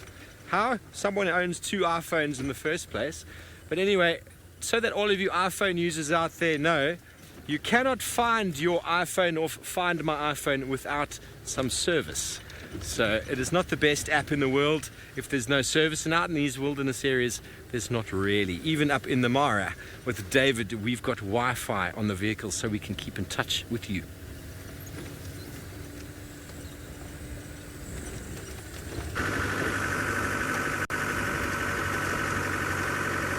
Well, I just picked what was on the ground, what initially I thought it was a nightjar, but it was not a nightjar. It was actually a hat. And I just want to show you how that hat looks like. I think it's a pretty good one. And it is brand new. I'm not sure that I actually need my light on it. I think that gives it a bit of a glare. Maybe these lights might help. Look at that. It's all brand new. And what I'm thinking, I'm going to put it on tomorrow for Christmas, and hopefully the owner will go in to see me with it and wonder, well, that's my heart, can I have it? And I'll say, you need to tell me where you lost it and at what point. I'm just going to stop here and just listen if I can see anything from the bush, because you never know. The idea is always to switch off and listen very carefully if you could hear anything or any sound. Not anything I can hear at the moment, but I can hear lots of crickets, lots of frogs, a lot of spiders, just rubbing their feet and making a lot of noise at night. And what a peaceful night it is, eh? That's the usual beautiful torchwood tree, which are very iconic of the Mara. And I think it could be time to thank all of you for having tuned in on this Christmas Eve. And I'm sure there's so many of you who are still waking up, being Christmas Eve and being on different time zones. To all of you, on behalf of all my friends, I'm telling you happy Christmas Eve. And remember, also tomorrow we shall be out here bringing you the best wilderness. Thank you for joining us, and on behalf of everybody else, thank you very much. Goodbye, and see you tomorrow morning for another wonderful drive.